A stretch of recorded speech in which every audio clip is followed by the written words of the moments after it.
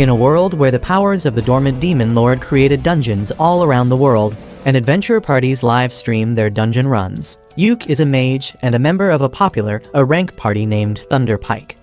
All their members are strong, and they easily clear all the dungeons they enter. However, not everything is well with their teamwork once they are outside of the dungeon. Yuke feels like he is not being paid fairly for his work, and after a successful mission, he tells his party members that he is going to quit Thunderpike. The party leader Simon and the other members tell him to stop being such a whiny because he doesn't even join the fight and just stays in the rear, burning through their items and scrolls. They claim that they will be fine without his little support, and that is the final nail in the coffin. Yuke finishes his drink and then declares that he is going to quit the party forever, and they can go and shove their rank tag up their butt. The next day, Yuke goes to the Adventurer Guild to register himself as unemployed. Just as he finishes filling the form and hands it to the receptionist, a redhead hoe suddenly lunges at him and hugs him tightly. She calls him teacher, and when Yuke sees her, he recognizes her as Marina, a sword mage whom he guided before she took her adventure test. Marina thanks Yuke for helping her earlier, and he asks how things are going for her. She tells him that everything is going well, and then learns that he is on the job market right now. Marina gets really excited on hearing that, and this thirsty bitch immediately asks Yuke to join their party. Yuke goes to meet with her party members, who were also his students along with Marina.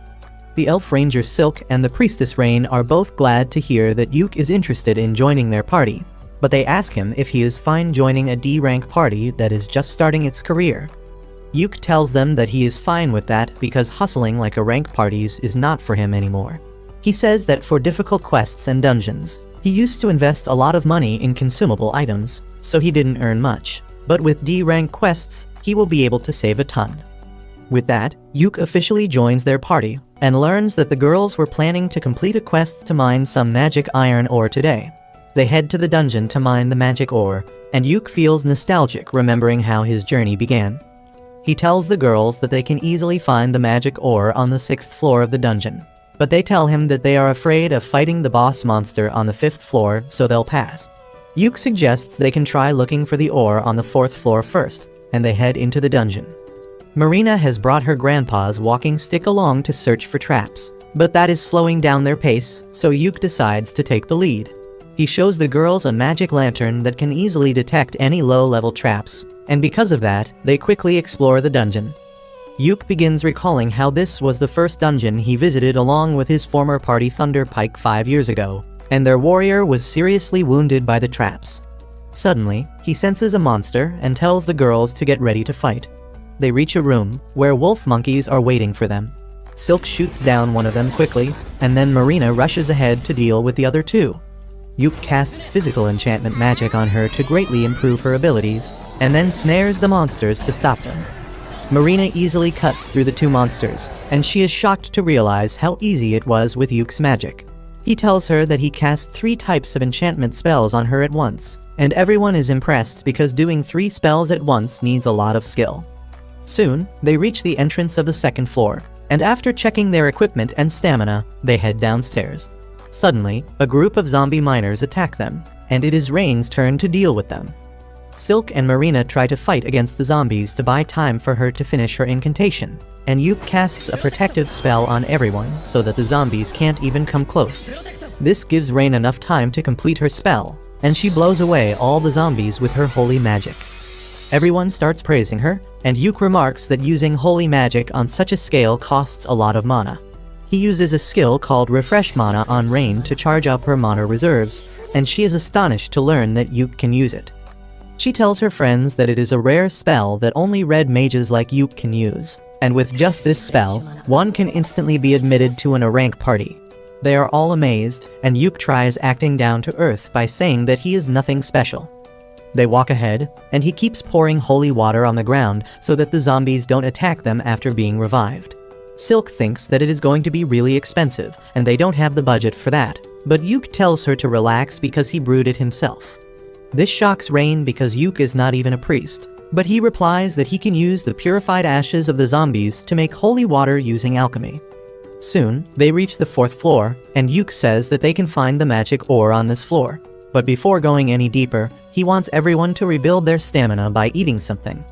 For that, he pulls out a whole ass stove from his magic bag, which makes the girls excited. Yuk tells them that if they work hard, they can afford their own magic bag someday. He begins cooking egg and bacon for them, and then pulls out a magic pot that magically creates seafood soup for them. The housewife inside Rain gets wetter than the soup itself on seeing a pot that cooks food itself, and Yuk says that he found it in a high-level dungeon and it cost a lot to be repaired. After that, they start eating, and Silk notices that the food has extra mana. Yuk tells her that cooking is basically alchemy, and he put extra effort to empower them for mining the ore later. Soon, they find a giant rock lizard which has mineral ores on its back. Yuk slows it down with his magic, and then Marina uses her ultimate attack to kill it. She is really exhausted by using her ultimate just once, but Yuk replenishes her mana and tells her to keep practicing the skill. After that, they begin mining the ore on the defeated monster's back, but they need more, and Yuk suggests that they go to the 5th floor and defeat the boss to get what they want. The girls are afraid because the boss is a tough monster, but Yuk tells them that he will use his full power to help them. Once they reach the boss room on the 5th floor, Yuk tells the girls that he will fight alone to show them his skills. He then takes out a floating camera artifact to record the gameplay of the boss fight, and Marina suggests that they should livestream it cause it will be fun. Yuk decides to YOLO it, but then he asks the girls the name of their party to tell in the broadcast. They nervously tell him that they haven't thought of a name yet, but then Marina comes up with the name Clover on the spot. She says that the 3 girls are the ordinary leaves of the clover, and Yuk is the 4th and the lucky leaf. Everyone likes the name, and then Yuk asks the girls if they also want to feature in the first live stream of their party. They are fine just watching him, so Yuk enchants himself and then activates the live streaming mode on the camera. After that, he opens the door to the boss room and heads inside to see the giant ugly steel crab. The crab attacks him instantly, but Yuk slips from its claws and then uses 5 disabling spells to blind, poison, and paralyze it. The crab tries to attack indiscriminately, but Yuk just uses gravity magic to crush it instantly. He ends the live stream with that, and Marina immediately hugs him, almost breaking his bones in the process. Yuk then puts the crab in his magic bag, and they open the treasure chest that dropped after defeating the boss to find a ton of treasure and magic ore. After that, Yuk and his party head back to the city in a carriage. He acts polite and asks the girls how do they rate their new party member on a scale of 1 to 10.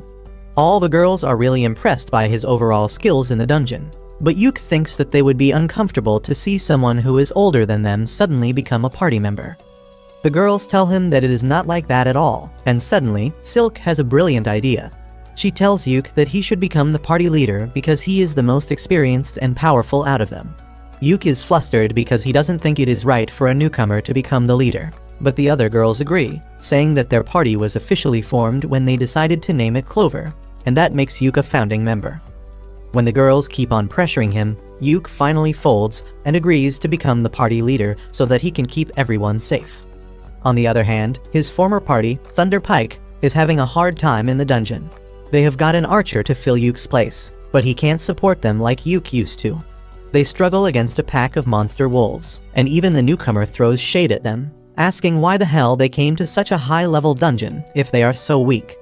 Suddenly, the witch gets bitten by a wolf, and though the party leader manages to free her, the priestess doesn't have enough mana to heal her. The party decides to retreat immediately, and as the witch lies bleeding, the priestess is still waiting for her mana to recharge. They don't have mana potions or even healing potions because that used to be Yuk's responsibility, and none of them thought to pick it up after he left. The new guy has a healing potion, but he doesn't give it so easily because he expected a rank party to have better management. Meanwhile, Yuk and his party are celebrating their first mission's success. As they drink, Yuk tells them that the reward from the quest was nothing special, but he got a lot of money from selling the corpse of the steel crab. He asks the girls about the division of money among them, and Silk tells him that they put everything in the party fund and use an allowance system for buying necessary things. She explains that they are saving money to buy their own house one day, and Yuk likes the idea.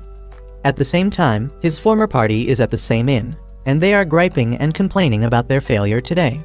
They blame it all on the new guy, saying that he should have been prepared better to help them. The archer gets pissed off that they are treating him like an errand boy, and says that he never thought that the famous rank party would be a bunch of sisses who can't even wipe their ass themselves. He tells them that he is quitting their party immediately, and Yuk turns around just in time to see it.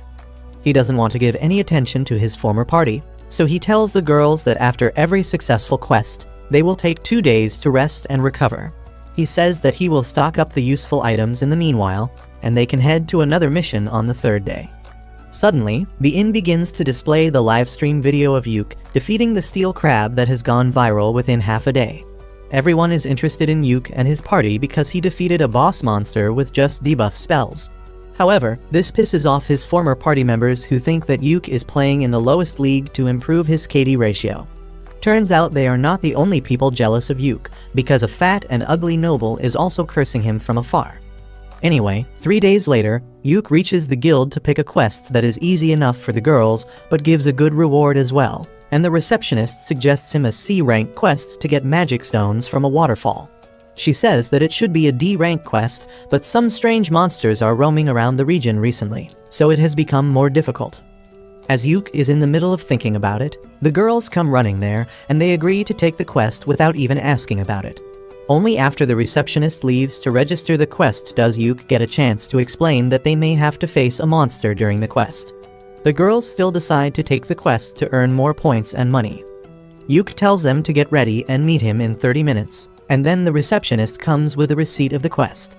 She tells Yuk to livestream his quest fights because he has become a minor celebrity after his last livestream.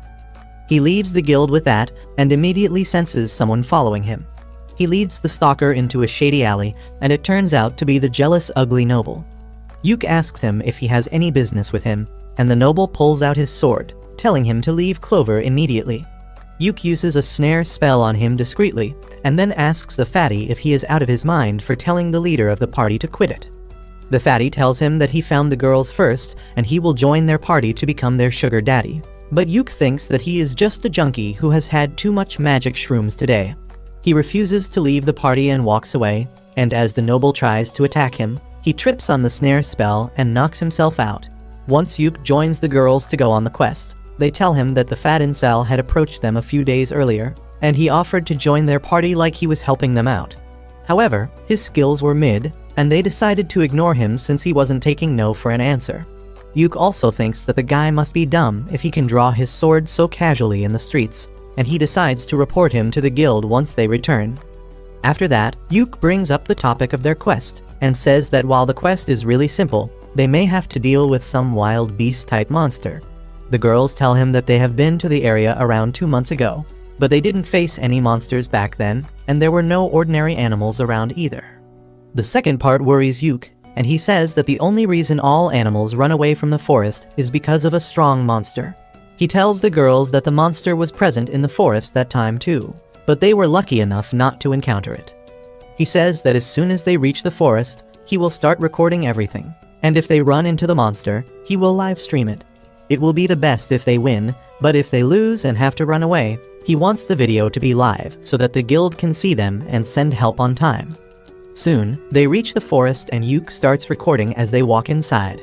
He walks at the end of the group because wild beasts attack any group from behind, and tells the girls not to worry about him because he is wearing a special warlock armor that gives him very high defense stats. They reach the waterfall soon, but then Yuk senses something and immediately turns the live stream mode on. Just 1 second later, the monster terrorizing the forest comes out, and to Yuk's horror, it is a high-ranking monster called the Zarnag, which is found in the deepest level of high-ranking dungeons. Everyone panics on hearing that, and Yuk steps in front of the girls. He tells them that they need to escape immediately, because they will die if they fight against the Zarnag. He decides to stay back and stop it till the girls reach safety, and the guild sends backup. But suddenly, Marina draws her sword, telling Yuk that she isn't leaving him behind. Silk and Rain also agree with her, and they begin using their abilities to slow down the monster so that they can kill it. Yuk has no choice but to let them in on the action, so he first enchants their physical abilities. Marina rushes ahead to stop the monster while Rain chants her spell, but she gets slapped away. Yuk tries to stun the monster with lightning magic and then casts multiple debuffs on it, but despite that, it doesn't seem to slow down. Yuk realizes that it is a special monster, and he asks Marina to buy him some time so he can use a very powerful spell. Marina begins fighting against the monster, and then Silk calls the forest dryads for help and binds the monster with vines. As the two girls try their best to stall the monster, Yuke finishes chanting his tier 5 spell, Prismatic Arrow. He tells Marina to get back before he shoots it at the monster with devastating power. As the prismatic arrow hits the monster, it groans in pain, but nothing more happens. Yuke thinks that he failed to do any damage, but as the monster charges towards them, a black liquid starts coming out from all its holes. The monster seems weakened by his attack, but it is still strong enough to attack them, so Rain decides to finish it with a powerful magic attack. She uses the tier 5 spell Thunderbolt to hit the monster, but despite that, it doesn't go down. However, Yuke realizes that the monster has been stunned by the strong attacks it took, and this is the perfect chance to finish it off. He tells Marina to go ahead and kill the monster, and she dashes towards it, activating her ultimate skill just as Yuke enchants her sword to land a critical hit. The monster's head falls into the river as the sky clears, and it releases a fountain of blood. Everyone is relieved at this, and then Yuke remembers that he was live streaming this fight. He thanks all the viewers for watching the fight till the end, and then ends the stream. The video is an instant hit in the city, and the popularity of the Clover Party rises further. But the leader of Yuke's former party is pissed because of that. Meanwhile, Yuke is feeling dizzy after using too much mana in the fight earlier. Behind him, the girls are excitedly chatting about their fight, and Yuke thinks that this video will give their careers a huge boost. He approaches them, congratulating them for the successful mission, but adds that he is going to spank them for not listening to his orders earlier. The girls confront him, saying that they are going to lecture him too because he was planning to sacrifice himself just now, and they won't have allowed that to happen in any case. Yuke realizes that this is a 1 versus 3 match and he can't win against the girls, so he says that they will review the mistakes they made later. Soon, they reach the lake where they are supposed to complete their mission, but the girls get in the mood for a swim. Yuke tells them to take a dip in the time he sets up camp. As he hears the girls happily splashing around, he remembers how he was training them to be adventurers just 6 months ago. He kept telling them about the ways in which they could improve themselves and their party, but he always had the feeling that they would make a great team. He is still surprised by the fact that he ended up in the same party as them and thinks that life is too uncertain.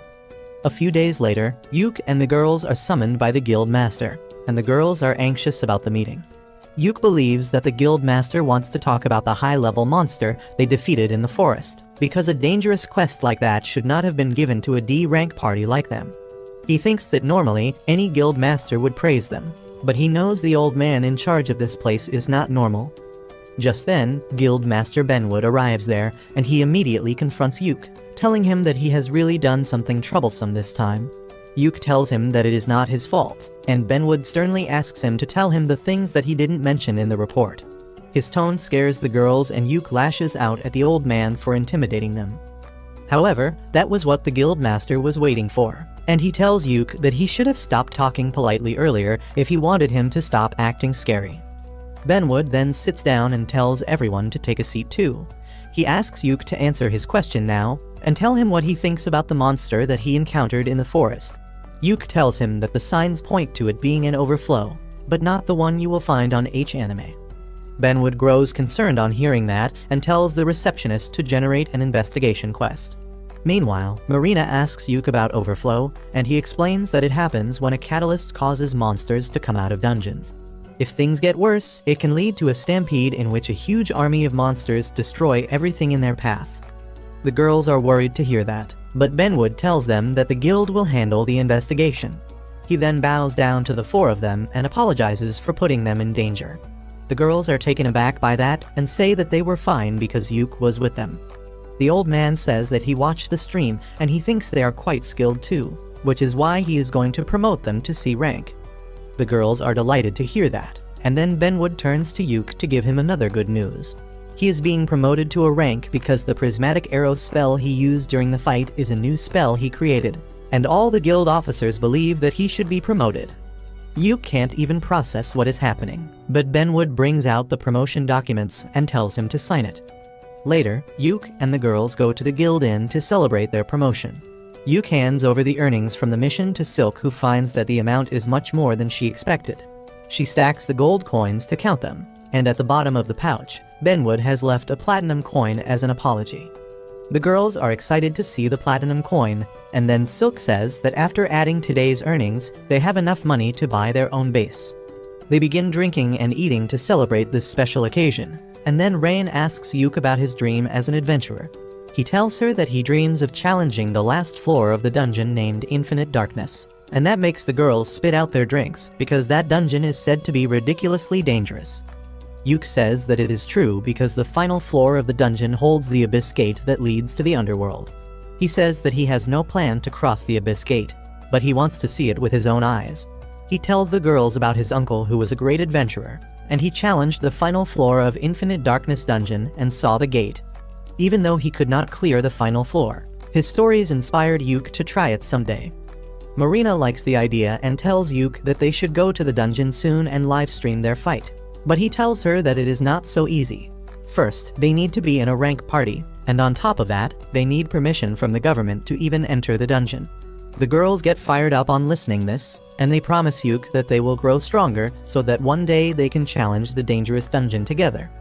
Soon, the Clover party embarks on another mission, and they live stream their fights as always. While Marina fights on the front lines, Yuk guides her and protects everyone with magic barriers. Silk uses the vines to tie the monster down, and then Rain attacks it with a powerful lightning spell. To finish things off, Yuk uses a magic scroll to unleash a rock magic on the monster, killing it. The livestream is well received by the audience, but not by Yuk's former party, Thunderpike. They are jealous of Yuk's success, but more than that, they are concerned about their downfall. They blame it all on the new members who join their party, calling them useless. Moreover, the wizard of their party has been avoiding going out with them lately after she was injured, and she is starting to fall behind when they go on missions. They think that maybe they should get Yuk to join their party again, because when he was with them, they didn't fail their missions so miserably. They think that they should cut the payment of the wizard girl because she is becoming useless and give a bit more money to Yuk so that he doesn't have a problem returning to their party. Meanwhile, Yuk and the girls return to the city from their mission, and they are shocked to see Thunderpike's leader Simon waiting for them at the door. Yuk is taken aback to see him, and he tells the girls to go and report to the receptionist while he deals with this. The girls go inside quietly, and then Yuk asks Simon what the hell does he want. Simon invites him to talk over a drink, but Yuk refuses, saying that he is tired because of the quest. He begins walking inside, but Simon stops him, telling him to come back to Thunderpike. Marina and others are eagerly listening to this conversation from the other side of the door, and they get worried as Simon reminds Yuk about their long-lasting friendship and their dream of challenging the Abyss Gate together. He says that Yuk will need to be in a rank party to even try that, and that is why he should rejoin Thunderpike. However, Yuk slaps his hand away, telling him that he is the leader of Team Clover and he is not going to leave them. This pisses Simon off, and he tries gaslighting Yuk into taking the blame for Thunderpike's failure after he left. However, Yuk tells him to grow up and deal with his problems like an adult. He goes inside the guild building with Simon yelling that he will regret it, and this commotion draws the attention of the ugly Fatso who tried to attack Yuk in the past. Meanwhile, Simon finds the girls really anxious about the conversation, and when he assures them that he is not going to leave the party, Marina hugs him so hard that he feels his bones crack. He somehow manages to push her away, and then they go to have drinks together. Soon after that, they get a quest from a popular armor shop called Earthy's. Yuk tells them that the shop is launching a new theme focusing on women adventurers, and since their party is 75% women, they have decided to pick them as the poster girls. The 3 girls will get high-quality armor from the shop, and the shop can use the video of them clearing dungeons to promote itself. The girls are surprised to hear this good news, and they find that they will get the armor for free, and on top of that, they will also be paid for completing the quest. They get really excited on hearing this, and soon their party goes to the city where Earthy's shop is situated. While Yuk waits in the market, thinking about the time he came to this city with his previous party, the girls get their new gear. They soon come running to show their new drip to Yuk, and he starts his blood flowing down to his 3rd leg. He then tells them that instead of live streaming their fight, this time, they will have to hand over the recording to Earthy's as per the quest. He starts recording, and then his party enters the dungeon. Yuk tells the girls that this dungeon is only 4 floors deep, but its lowest floor has the gate to a bigger dungeon, and their quest goal is to reach the 2nd dungeon. They come to an open space inside the dungeon, and Yuk picks a stone and throws it down to show the girls that a distortion in space doesn't allow anyone to take shortcuts here. He asks them to be careful that they don't fall down the stairs. While Marina and Silk agree to him immediately, Rain seems to be upset with Yuk, and he doesn't even know what he did wrong. Marina and Silk tell him that he didn't pay enough attention to Rain earlier because she is flat like the earth, and Yuk immediately notices the new ribbon around her hair. He tells Rain that she looks cute because her ribbon matches her hair color, and this needy hoe gets flustered and immediately hugs him. With that, they get down to the next floor of the dungeon, and Yuk soon detects a trap using his magic lantern. He pokes the trap with his grandma's walking stick, and suddenly, spears pop out of all 4 walls. They pass through the gap between the spears and soon encounter the first monster of the dungeon. It is a group of orcs, and Silk furiously draws her bow because elves hate orcs like Christians hate gays. Yuk tells her to calm down because her anger can break their formation, but assures her that they will completely wipe out those ugly monsters. He assesses that the orcs look like low-level soldiers, but they look more organized than he expected. He tells Rain to charge up a powerful magic attack to hit all of them at once, and then tells the other 2 girls to get ready to finish the ones left at last. Yuk casts enchantment magic on everyone, and then Rain shoots a powerful fire attack at them, burning the orcs. Next, Yuk uses a magic scroll to crush them with heavy rocks, and Silk supports him by shooting the orcs. They manage to take down 2 of them, and the remaining 2 orcs rush towards them. Yuk uses paralysis debuff to slow them down, and then Marina charges ahead, using her ultimate move to defeat 1 orc. Silk shoots the other orc to keep it busy in the meantime, and then Marina attacks it too, splitting its head open with 1 strike. Yuk goes over to the dead orcs to collect their magic stones, and he asks Silk if she has calmed down now.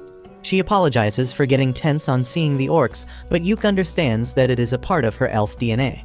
Silk is happy to hear this, and just then Marina comes there with a damaged scroll she found with one of the orcs. Yuk finds that it is an artifact that can reveal hidden abilities of an adventurer.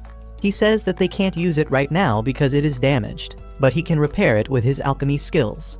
He tells the girls that one of them can use it instead of selling it because it will enhance their talents and maybe even unlock a new job class. Both Silk and Rain tell him that he should let Marina use it since she has only 1 job class. As Marina is daydreaming about what job she will get, a treasure chest suddenly appears before them as a reward for defeating the orcs. Later, as they take a lunch break, they find that the treasure chest had a magic bag inside it, and everyone decides to give it to Rain because supporters like her need it more. After that, they head to the 4th floor of the dungeon, and Yuk tells the girls that the entrance to the 2nd dungeon used to be guarded by a boss monster, but it has been many years since one was last seen. The girls ask him more about the boss monster, and he tells them about the Shadow Stalker, a monster that appeared to be made from pure darkness. Marina spots something exactly like that in the distance and asks Yuk if he is talking about that, and he is stunned to see that there is a real Shadow Stalker in the dungeon. He focuses his camera on it because Shadow Stalkers are really rare to find. He thinks that the Shadow Stalker won't reach them quickly because no one can just jump down from a higher floor. But the boss monster decides to prove that he is built different. He jumps down and shatters the invisible barrier that prevents anything from taking a shortcut. Yuk panics and realizes that they have no choice but to fight. He immediately pulls out a scroll to cast multiple enchantments on the girls, but the boss monster sends a dark wave towards Marina, shattering her barrier and knocking her out. While Rain heals her, Yuk and Silk take a stand against the Shadow Stalker. Yuk charges at it, and as the monster destroys his barrier, he understands that it can destroy magical shields. He uses an illusion spell to distract the boss monster with a clone while he reaches behind it, and then puts 3 offensive enchantments on his sword to attack. However, just as he is about to hit the boss monster, it uses a curse spell to completely freeze his body. Yuk realizes that this monster is really strong and intelligent, and they have no way to beat it. He wants to tell the girls to run away, but his body is frozen and he can't even utter a word. The girls panic on seeing their leader being taken down, and then the Shadow Stalker sends a dark storm towards them. Rain blocks it with a holy shield, and then Silk summons strong vines to attack the boss monster. It dodges everything and then attacks Silk from behind while Rain is busy trying to revive Yuk. Luckily, Marina is back in action. Silk takes the command in Yuk's absence and tells Rain to enchant Marina's sword with Holy Element. Rain does that, and Marina tries to attack the boss monster from up close, but it keeps dodging everything. Rain uses a wide-range spell to attack him, but the boss disappears and then appears near Marina and Rain, injuring them with his sharp claws. Next, he uses powerful magic to shoot dark magic beams at the girls from all sides. But just as all hope seems lost, Yuke comes back to his senses and uses a scroll that creates a holy shield around them. He throws away the high-level artifact that protected him from lethal damage and tells the Shadow Stalker that it will pay for hurting his girls. He immediately casts 1,000 snare circles on the ground, and no matter how hard the monster tries, he cannot avoid them all. He keeps slipping, and then Yuke uses all the debuff spells he knows to weaken it. He then uses a healing spell to get all the girls in peak shape. Next, Silk uses a tier 4 spell to bind the boss monster in strong vines, and then produces sharp thorns to pierce it all over. After that, Marina attacks it with her ultimate move, and finally, Rain casts the purification magic to exorcise the monster made of darkness. The fight is over with that, and Marina immediately runs to hug Yuke and crush his ribs. After that, Yuke asks Rain what did she learn about the Shadow Stalker from this fight, and she reveals that he was a zombie with an incredibly dense mana that should not be possible naturally.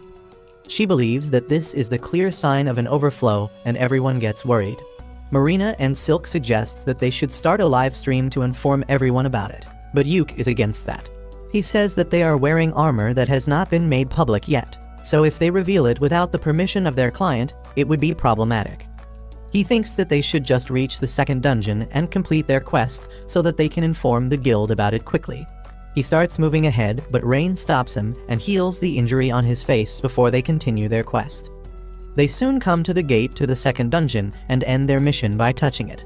Later, they return to the city, and Yuke reports to the guild about the existence of the Shadow Stalker.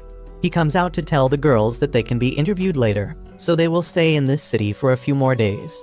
They are really excited to hear that and tell Yuke that they should go sightseeing in their free time, and he gladly agrees. On the other side, Yuke's former party, Thunder Pike, is having a hard time ever since he left. They complain about eating dried food because when Yuke was with them, they could eat something new each time because of his magic pot. They aren't really cooperating well with each other as well, and leaving important things to the healer and the magician. On top of that, the magician is being treated like an errand girl, and everyone tells her to learn some useful skills because she is too weak and can't contribute much to the fight. Anyway, she turns on the live stream before their party heads into the dungeon, but within a couple of hours, they return to the guild after failing the mission. The receptionist smiles as she tells them that they have been failing a lot recently, and if that continues, they might get demoted. This infuriates Simon, but the receptionist stands on business and tells him to take easier jobs to save his party's name. After that, they start drinking and eating, and the magician girl Jamie sits at a separate table. The big warrior is furious that the receptionist talked about demoting them, but Simon says that she was right because they can't take high-level quests with just the 4 of them. The healer tells him to find another party member in that case because that is his job as a leader. The 3 of them quickly come to the conclusion that they need Yuke back in their team at all costs, but they don't know what they can do to make him come back. Simon, being Yuke's childhood friend, knows that he won't return so easily, and if they want to attract his attention, they need something that will convince him. He says that if they want to get Yuke interested, they will need to challenge the Infinite Darkness dungeon because that has been his goal since the beginning. He believes that if they do a joint quest with other parties, they can attract Yuke. Simon says that they just have to pretend to be serious about it because Yuke won't be able to think properly on hearing their offer to join them. The warrior and the healer agree with him, but the magician Jamie is really disappointed by how low her party has fallen. On the other hand, Yuke and his girls are back in the city after their successful quest. As they take a stroll through the market, everyone recognizes the girls because they were in the ad video released by the popular armor brand Earthies, but some butthurt men are jealous of them as well. Anyway, they are out on a mission to find a house to rent for their party. Their broker takes them to a house in the suburbs first, but Yuke turns it down because it doesn't look too safe for women. Next, the agent takes them to another house, and everyone thinks that it is better than the previous one. Yuke asks the agent to keep it on hold for them, and he says that he has one last option to show them. He takes them to the last house, but Yuke gets nervous as they get close because Thunder Pike's base is also in this region. On hearing this, all the girls decide that they don't even need to see the third property because they don't want a bunch of assholes to be their neighbors. With that, they buy the second house and their stuff is moved in soon as well. Yuke asks the girls if they have decided on their rooms because they should sort out their stuff quickly, and they say that they were just thinking about it. Silk asks Yuk which room does he want, and he gets confused because he wasn't planning on staying with them. He tries to tell them that it is not a good idea because he is a man after all, but the girls laugh at this incel who gets uncomfortable at the mere thought of sharing a house with 3 girls.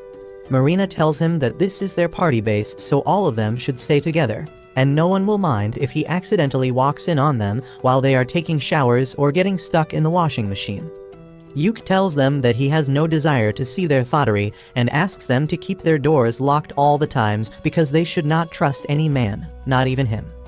With that, they settle into their new house, and Yuk even buys a 64-inch OLED television so that they can watch their recorded videos in 4K. The girls thank him for the gift, and they make a toast to celebrate buying their own base. As they start drinking, Rain's gaze becomes glued to the TV, and when Yuk looks at the screen, he sees his former party declaring that they are going to take on the Infinite Darkness dungeon.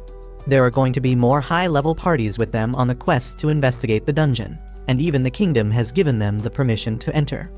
Yuk is stunned to hear this, and his girls try to comfort him. He tells them that he doesn't have any FOMO because the dungeon is going to be there even after this mission. He says that he wants to explore the bottom floor of the dungeon and reach the Abyss Gate, but now he wants to do it with his girls.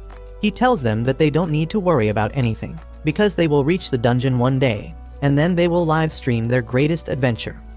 As they start eating and drinking again, a letter slips in through the door and Yuk finds that it is from the guild. He goes there immediately, and the receptionist gives him an invitation letter from Thunder Pike, who wants him to join their party for the exploration of the Infinite Darkness dungeon. They promise to make him a permanent member after the quest, but Yuk wants nothing from them, and he asks the receptionist to reject the invitation on his behalf. After that, Yuk and Rain go grocery shopping, but Simon finds them there. He is furious because Yuk denied the invitation to join their party and asks if he has forgotten his dream to explore the dungeon. Yuk remains calm and tells him that he is proud that his former party is going to explore the hardest dungeon and wishes him all the best. Simon loses his cool and says that their plan needs him to be in the party, but Yuk refuses again. Simon tries to intimidate him by shouting, but Yuk tells him to use his brain for once. He reminds him that sending a request to someone who is already in a party is considered bad manners, and he is free to refuse any requests. The asshole knight blames Yuk for everything their party has gone through after he left, but that was the final straw. Yuk can't take it anymore and tells him that leaving the party was the best decision he ever made.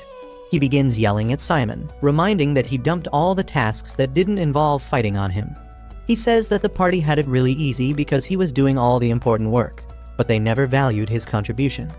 Simon is taken aback by his rage, but then Rain holds Yuk's hand, calming him down. Simon tries to convince Yuk to return, promising that things will be different this time, but Yuk replies that it is too late. He says that he is going to stick with his party Clover, and whatever happens to Thunder Pike doesn't concern him.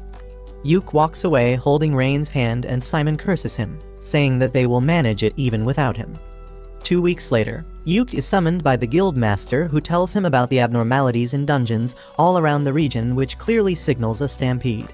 The guild master says that even the royal scholars think the same, and the reason they gave permission to investigate the Infinite Darkness dungeon was because of this. Yuk realizes that the situation is a lot more serious than he thought, and then the guild master says that he has a quest for his party. He wants them to investigate the Infinite Darkness dungeon, and Yuk immediately shoots down the idea because it is too dangerous.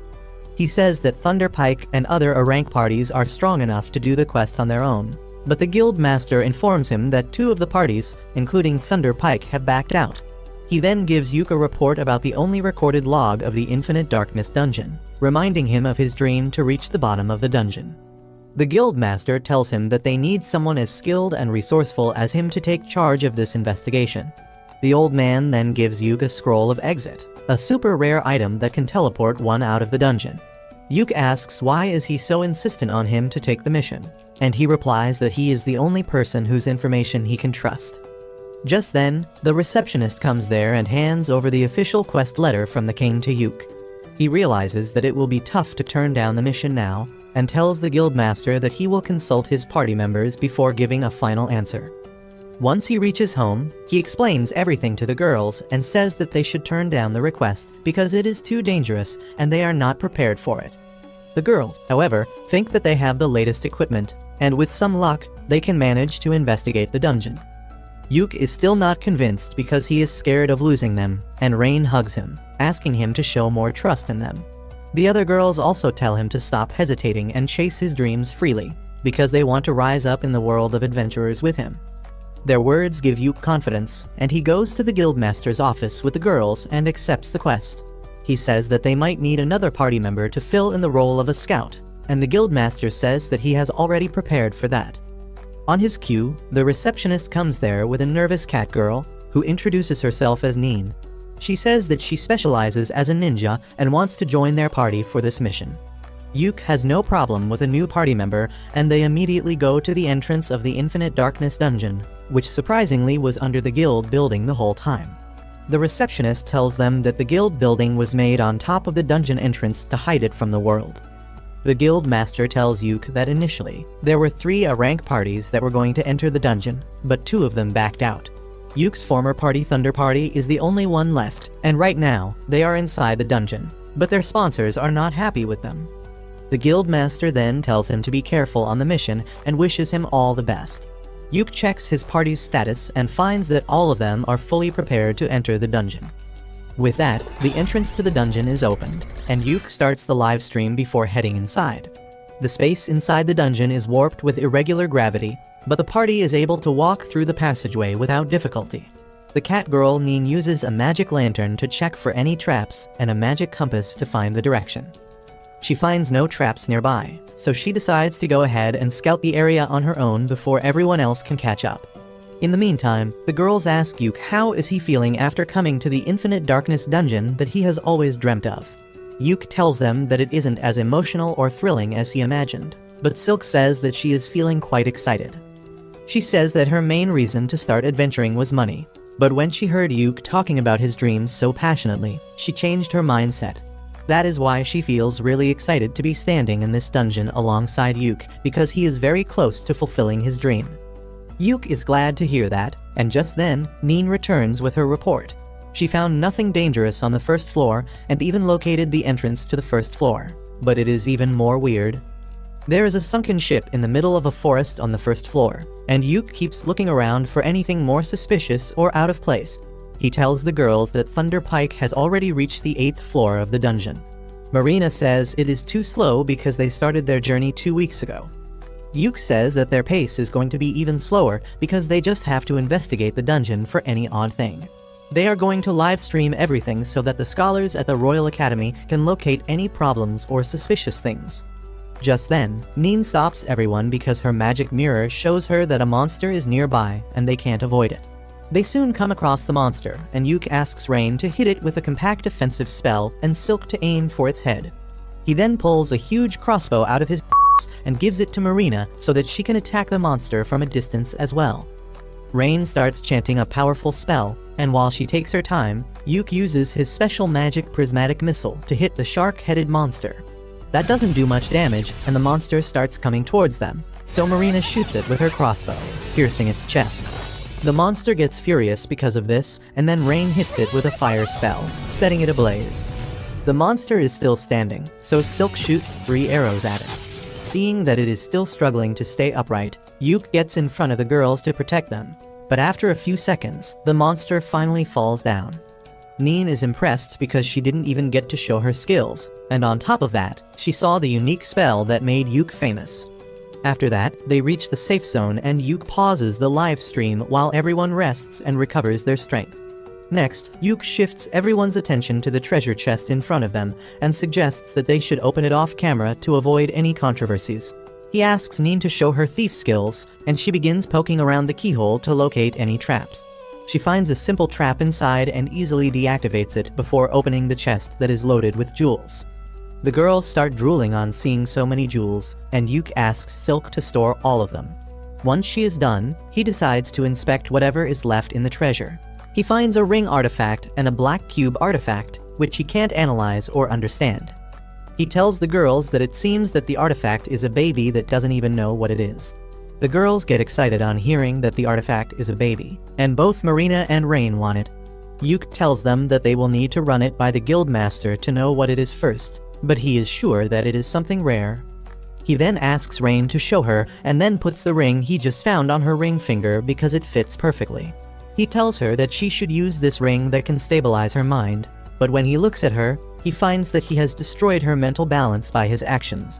Rain is blushing like crazy because Yuke essentially proposed to her, and now she has no problem with giving the black box to Marina.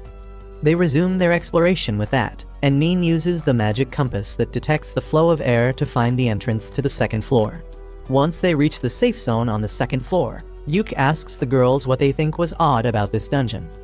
They tell him that the way the scenery changes constantly was odd, and other than that, only the shark-headed monster seemed out of place. Yuke agrees and adds that the treasure chest they found on the first floor was also unusual, because treasure chests are normally found in floors that are more difficult. He thinks that there must be some relation between the shark monster and the treasure chest being found on the first floor, and decides to think about it later. He says that they should head back for today since they have explored enough, and the girls agree. They walk back to the dungeon entrance, but then Nin senses someone coming towards them. It turns out to be Yuke's former party, which has got 2 new members for this mission. Simon acts arrogant as he tells Yuke that if he was going to come down here anyway, he should have accepted their invitation. Yuke replies that he was not going to fall for his scheme, and then reveals that they are here on a formal mission from the king. The other members of Thunder Pike get furious for no reason and call Yuke an ungrateful bastard, but Simon acts like they are partners on the same mission. He tells Yuke to hand over the livestream recording and all the items he has gathered to Thunder Pike because they are in an alliance now. He also pulls rank and says that it will be better if a rank party makes the report to the guild master, and his friends try to convince Yuke into thinking that it is the best option for his party's future. They keep telling Yuke to think of it as a great favor, and he starts getting pissed. Rain is also frustrated with their attitude, so she lashes at them for trying to use their rank to blackmail Yuke.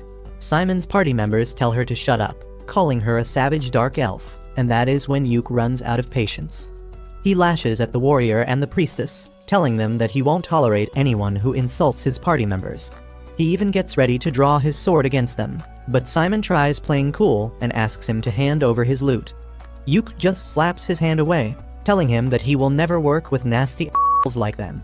He leaves Simon and others shocked with his response as he tells his girls that they should return to the surface. This entire conversation was live streamed, and everyone who watched it thinks that it will cause a big problem soon. Well, it does cause a big problem, and not for Yuke's party, but for Thunder Pike. 2 days after this incident, they are summoned to the guild master's headquarters, who tells them there have been multiple official complaints against them from their sponsors, the Country of Elves, and the guild headquarters. Simon doesn't take it seriously and says that the bigger problem should be a C-rank party insulting a rank party like theirs. He adds that the guild should never have let a party with a savage dark elf in it enter the dungeon in the first place. But the guild master punches this racist piece of shit before he can complete the sentence. The guildmaster walks towards him as he says that since an A-rank adventurer like him made racist remarks against a dark elf on a live stream, it has harmed the reputation of their country. He grabs Simon by the throat, saying that his actions can cause serious problems between their country and the elves, and to prevent that, Thunder Pike will have to do an apology stream. Not only that, they will be put on trial, and in the worst case, they may be exiled forever. He lets him go with that, and Simon says that it is an unwise decision because if they exile an A-rank party, they won't have anyone to explore the dangerous dungeon. The guild master reveals that there will be no problem because Yuke's party has been given a temporary A-rank for this mission, and they have already shown great results. Despite this warning, Simon is not ready to apologize to anyone, and he curses Yuke for setting him up with his livestream. As he is busy cursing him in the middle of the street later, the fat ugly noble comes there and tells Simon that he has a way to get revenge on Yuke that will benefit them both. On the other hand, Marina approaches Yuke because she has figured out the use of the black box artifact. Yuke is eager to learn how a dumb like her could discover it, and Marina replies that after she spent enough time with the box, the idea came to her naturally. However, she can't use it by herself, and she needs Yuke's help to fully activate the artifact. He thinks that it needs a touch of his alchemy skills, but instead, Marina just asks him to hold the box and think about her. Yuke thinks about Marina as a fighter, and suddenly, the black box transforms into a special sword designed just for her. Marina is overjoyed to see the sword, but Yuke doesn't even understand what is happening. Marina refuses to explain things to him, and just says that the black box was like a baby. and it needed a mom and a dad before it could start functioning. Yuke gets embarrassed on hearing that, while this psycho bitch starts cuddling with the sword itself. The next day, Yuke and the Clover Party go to the Infinite Darkness dungeon again, and he turns the live stream on in advance.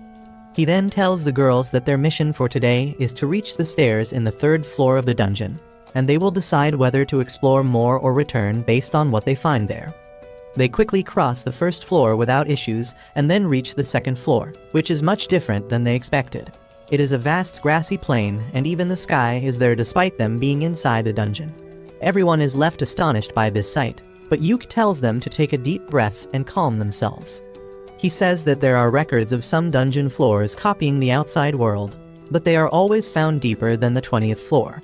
He wonders if this floor is like the outside world because the dungeon layout changed, or if the lower floors of the dungeon are moving upwards because of some irregularity. No one has any answer to that yet, and Yuke decides to find more about the floor first. He asks Nin to do her thing, but her compass that tells the wind direction is not working because the wind here is too strong. Rain suggests that she can use her telescopic eye spell to scan the area quickly, and Yuke tells her to go ahead. This thirsty hoe climbs on his shoulders, and he begins melting under her thick thighs. Rain then uses her telescopic eye spell to look far away and finds a house in the distance before her eyes get tired. Yuke decides to check the house out, and on the way, he tells the girls that ruins are commonly found in dungeons, but a complete house appearing is a really suspicious thing. Moreover, he is worried about the sun in the sky.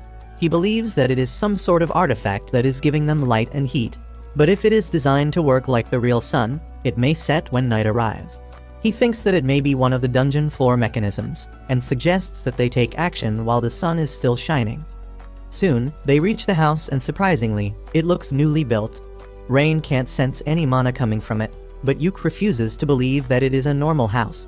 Suddenly, the house door opens and an old woman comes out holding a tray with tea and pumpkin pie. She treats Yuke and the girls as guests and asks them to come and have tea with her, but they are incredibly alert now. Yuke refuses her offer, saying that they don't think they should come inside her house because it is suspicious, and the old woman says that he shouldn't resist because it is going to be night soon. Just as she says this, the day turns into evening and the house starts growing bigger. Yuke feels strangely drawn towards the house but stops right before entering it, and the old lady reveals her true form to be a goth mommy. She tells Yuke that he is a smart one to realize that coming inside would have been dangerous, and then her house grows even larger, turning into a dark castle where she sits on her throne after turning into a lowly. Yuke realizes that the woman in front of them is Persephone, the ruler of the underworld. Persephone is again impressed by how smart he is, and says that she is going to trap his soul and that of his friends for her entertainment till eternity, and they can't do anything about it. Yuke suddenly kneels before her, respectfully greeting her and saying that he will meet her again when his time comes, but not today. Persephone reluctantly takes his word, but she puts a curse mark on him to always remind of his promise. With that, Yuke tells the girls to run back to the 1st floor immediately and uses physical enchantment magic, allowing them to reach the safe zone before the dark mist of the castle catches them. Yuke ends the livestream and his girls give him a mirror so that he can see the curse mark on his face. Rain examines it and finds that it is way beyond her level, and Yuke tells her that he will hit the temple as soon as they reach home to do something about it. They begin having lunch with that, and Yuke tells the girls that they were just in Persephone's territory, which is mentioned in the old myths where daytime is just like Earth, full of life, but when night comes, it becomes the underworld and everything reverses. Yuke suddenly comes up with a theory about the underworld being found in the dungeon, and says that it must be because of the abyss gate located at the end of the dungeon. He says that different worlds are connected to each other through the abyss gate, and the infinite darkness must be a special dungeon that can replicate those worlds inside it. He thinks that Persephone's world is one of such worlds, but the bigger mystery is how something so dangerous was present on the 2nd floor of the dungeon. Suddenly, Yuke comes up with another theory that states that maybe they did not go to the 2nd floor, but to the 30th floor, which is the last explored floor of the dungeon. Rain seems to agree with him, and she says that maybe the stairs are making them skip a bunch of floors and leading them to random floors instead of going in the proper order. Yuke wonders if they should use the scroll of exit to teleport outside right away, but the girls suggest that they should recover their strength and try to reach the floor above them before taking the extreme step. Yuke listens to their suggestion, and all of them go to sleep. The next day, Yuke opens his eyes on hearing Simon's voice and finds that he is tied down. He doesn't understand what is going on, and Simon tells him that he followed him here to settle the score with him. He tells Yuke not to try anything because his party has his girls as hostages, and they have even put a slave collar around Rain's neck, which he got from one of his sponsors. Yuke tells him that if word about this gets out, he will be arrested, but Simon doesn't care because he is already at rock bottom. He tells Yuke that there is a way in which the girls don't get hurt, and that involves him signing a contract that reads that Clover and Thunderpike had formed an alliance when the mission started, and racist remarks against elves were common in Clover. Thunderpike was doing just what they do, so the root of the entire problem is Yuke, who started it all. According to the contract, Yuke is going to take responsibility for everything and his entire party will be absorbed into Thunderpike to cover for the damages they have done. Yuke is aghast on reading all this, and he says that he thought Simon was just an idiot, but he turned out to be an absolute Simon kicks him for saying that, and then starts stomping on him angrily, saying that if he doesn't comply, he will give the girls in his party all the STDs he has, and then kill them. He then derails from the topic and starts cursing Yuke for the misfortunes of his party while continuing to beat him. The warrior from Thunderpike tells Simon to stop wasting his time there and share the girls with him, and to avoid that, Yuke decides to sign the contract. However, just as he is about to sign it, the dungeon begins to shake, and then the floor suddenly collapses. Simon and his friends fall down first, and when Yuke goes to help his girls, he finds that Simon has taken his magic bag. He can't do anything in this case, and the ground under them collapses too. However, the magician girl Jamie, who is finding it hard to keep up with the scumbags of Thunderpike, uses a spell to slow down their falling speed. Yuke thanks her for saving them, and Simon can't stop cursing her. Just then, a huge horde of orcs come out and Jamie immediately gives Simon his magic bag before waking up and freeing his girls. Simon uses a scroll to keep the orcs away, and then decides to use the scroll of exit to get out. He asks Jamie to bring Simon and others in range as well, and she asks if he is sure about it after all they did to him. Yuke says that the law will decide what to do with them, but Simon has other plans.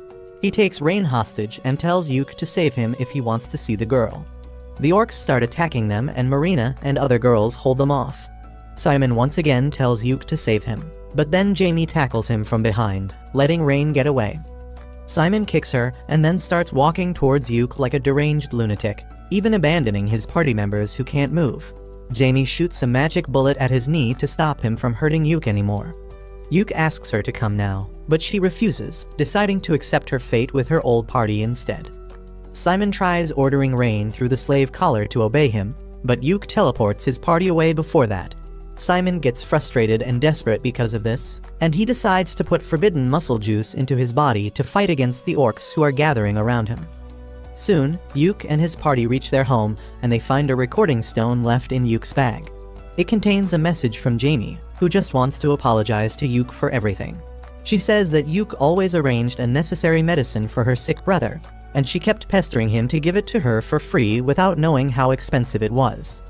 She feels pathetic about it, and says that she learnt Yuke's value only after he left her party. She thinks that if she had apologized to him sincerely earlier, he might have forgiven her and even let her join his party. Now, she thinks it is too late for anything like that, and that is why she is recording this message to make up for her past actions. Suddenly, Simon yells her name, and she abruptly ends the recording, but not before revealing that the list of the evil deeds of Thunderpike are recorded on the magic stone. Yuke feels terrible on seeing the message because after everything Jamie did to make sure he escaped the dungeon unharmed, he left her behind to die. Rain tries comforting him, saying that they had no other option, and then the guildmaster tells them that he just got a distress message from the Infinite Darkness dungeon. He plays the message on the TV, and it is just a voice note from Jamie saying that the dungeon is in a bad shape and the floors are falling apart. The guildmaster says that they are wondering if they should send a rescue team or not, and Yuke suddenly volunteers to go in and save Jamie.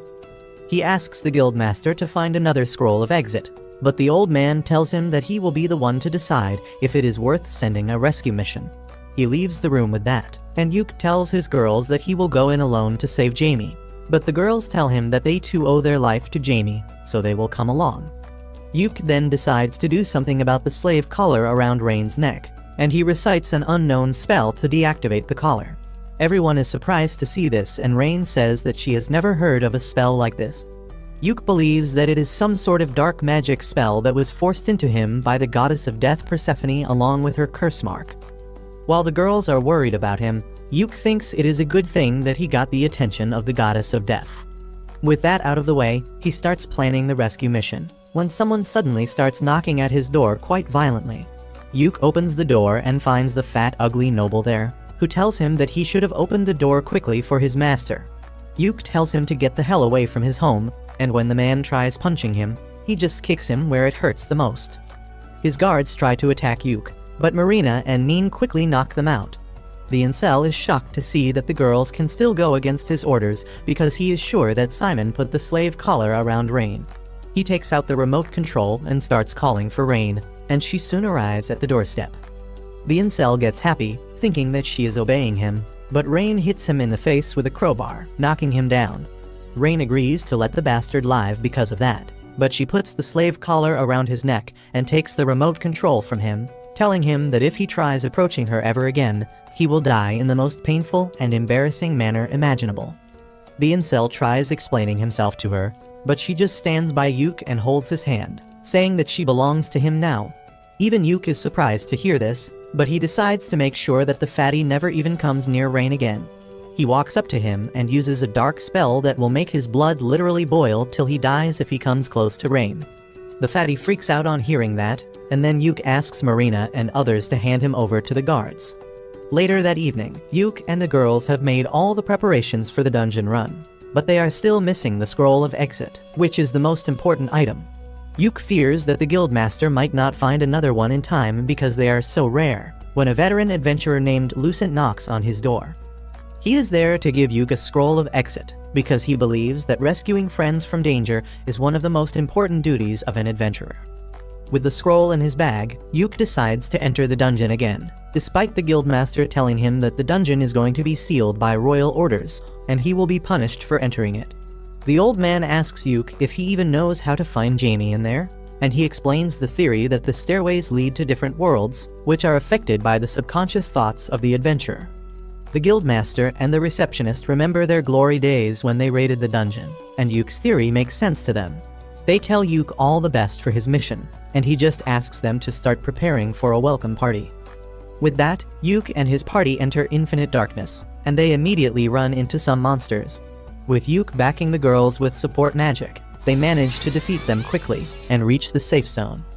As they walk down the stairs, Yuk keeps thinking about saving Jamie, and his trick works because the second floor turns out to be a terribly damaged copy of their city. Neen finds a blood trail, and they immediately follow it in hopes that Jamie is still alive.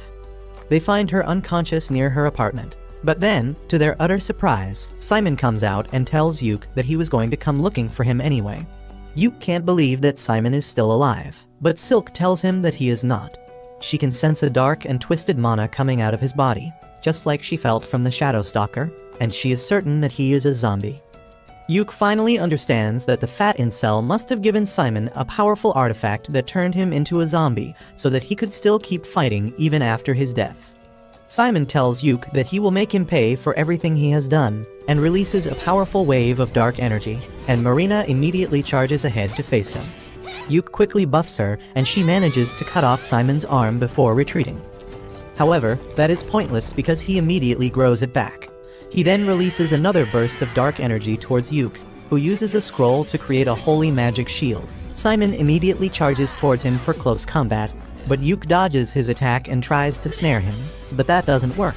In the meantime, Silk and Rain use their magic spells to trap Simon, but he easily destroys them with his dark magic. Yuk immediately attacks him head-on, and Simon keeps yelling that he will kill him and destroy everything he loves. Yuk slashes him continuously, but Simon heals from everything instantly. Yuk takes a few steps back and decides to use his special spell Prismatic Missile to attack him. Simon takes the magic head-on and remains unharmed, confident that his immortal body will not be destroyed by it, and that is exactly what Yuk wanted.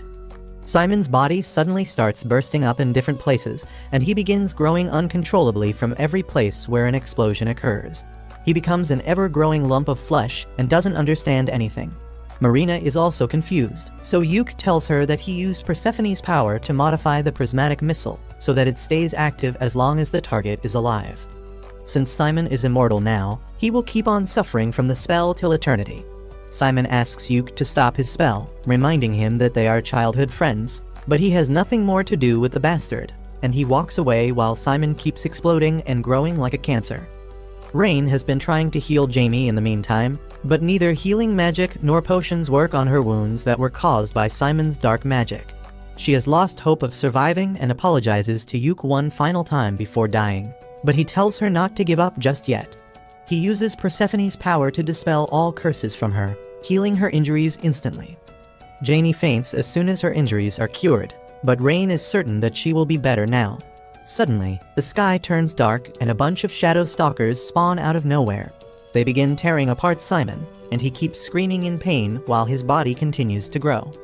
Yuke bids farewell to the man who was once his friend as he uses the scroll of exit, leaving Simon to suffer in the dungeon for an eternity.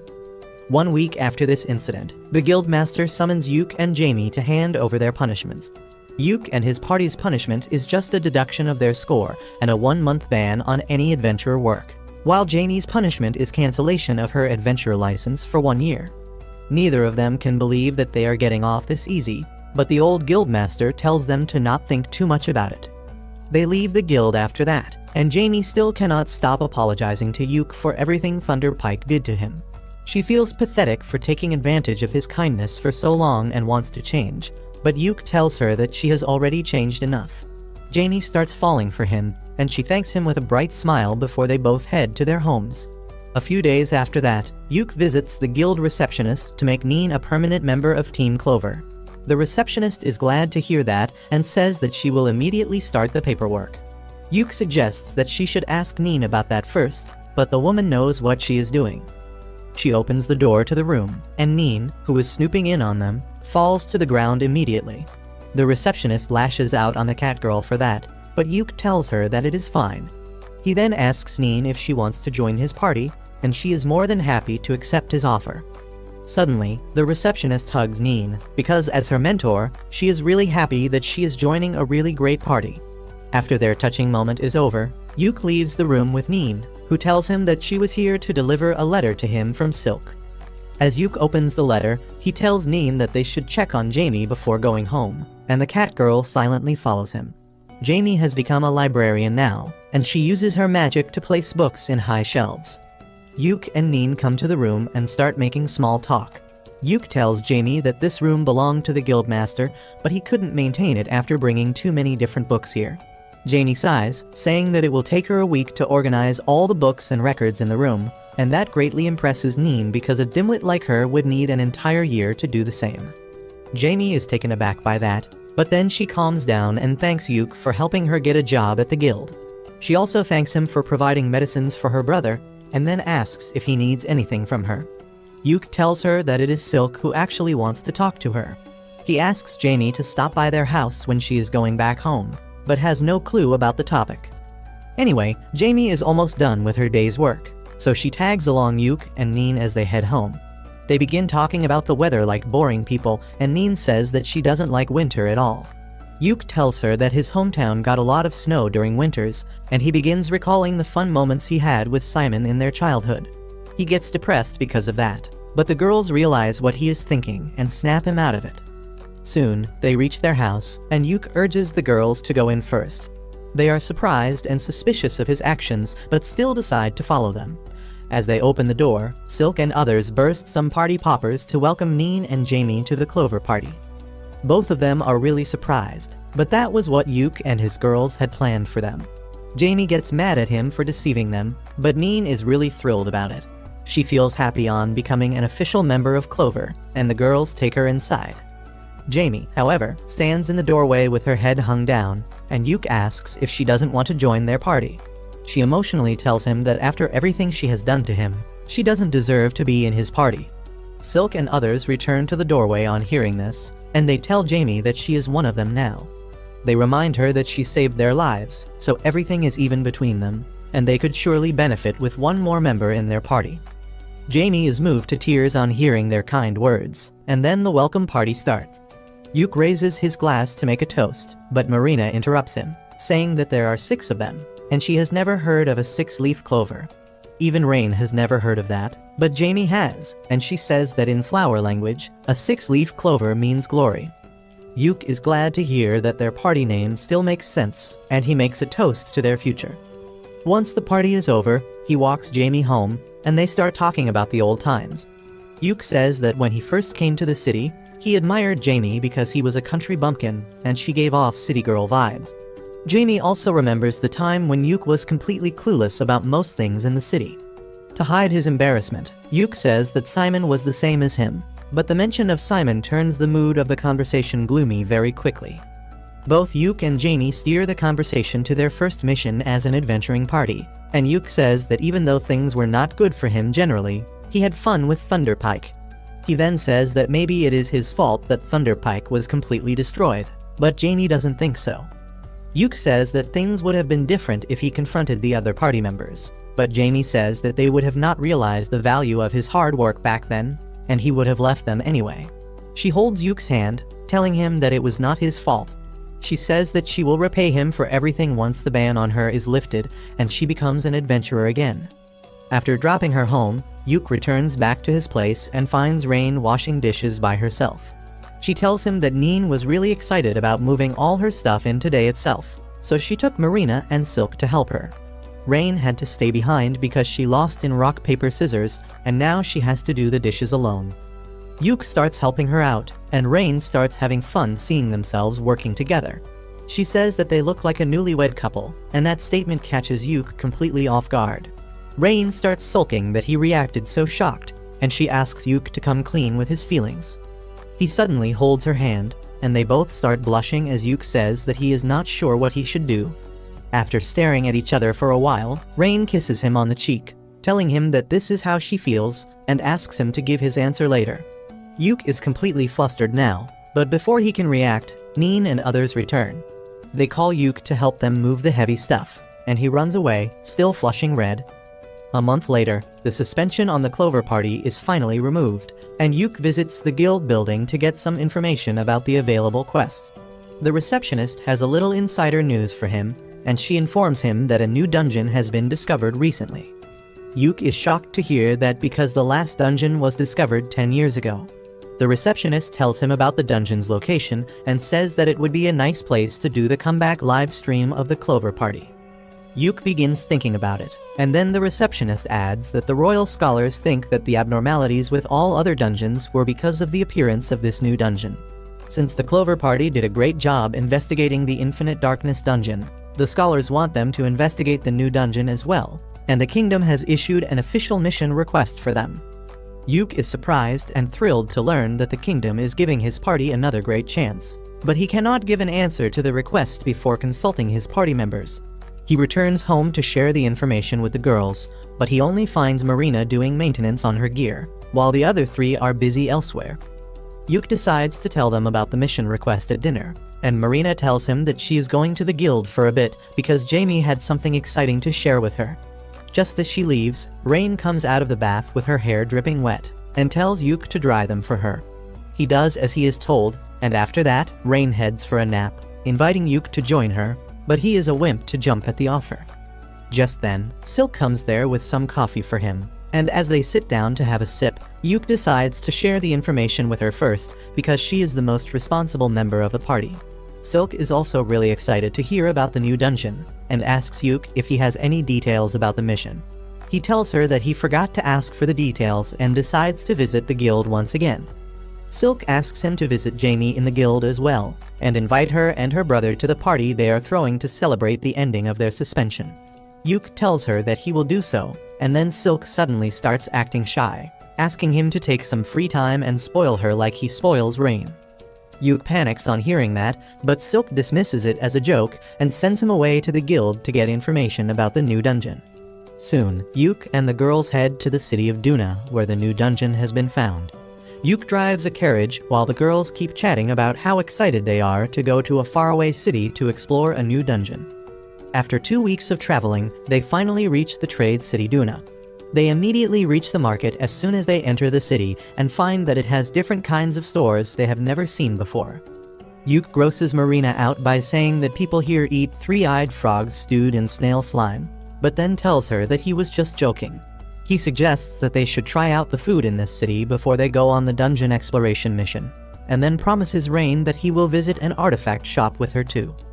Rain notices that a lot of adventurers are in the market, and Yuke suspects that the news of the new dungeon has already spread. He points out that there are even adventurers and soldiers from nearby countries here. The nation whose presence is felt most strongly is Salmuteria, a nearby country with a very strict social hierarchy. Yuke tells the girls that the people in Salmuteria are quite proud and rigid when it comes to their family and bloodline, so they all have unique designs on their clothing that show their family and status. Marina suggests that they are practically a family too, so they should also design matching cloaks and armbands for their party. Everyone likes the idea, and Yuke says that he will come up with something later. But then he begins to think of ways to make the matching accessories useful as well. Soon, they reach the Adventurers Guild, and while Yuke and Silk go to talk to the guild master, the rest of the girls decide to chill at the pub. Yuke and Silk meet the ugly old hag Maniela, who is the guild master of this city, and then Silk begins asking her about the details of the mission. Maniela tells them that they don't need to map the dungeon, but they are free to do so if they want. She also says that all the items that the Clover Party finds during its exploration are theirs to keep, but the guild will check them first and put them on a list in case they are dangerous. While Silk is talking with the old woman, Yuke keeps staring at her. She tells him to stop trying to appraise her because that is rude, and Yuke immediately apologizes. Maniela tells him that it is natural for him to beware of someone he has met for the first time, but she assures him that they are going to be honest business partners for some time now.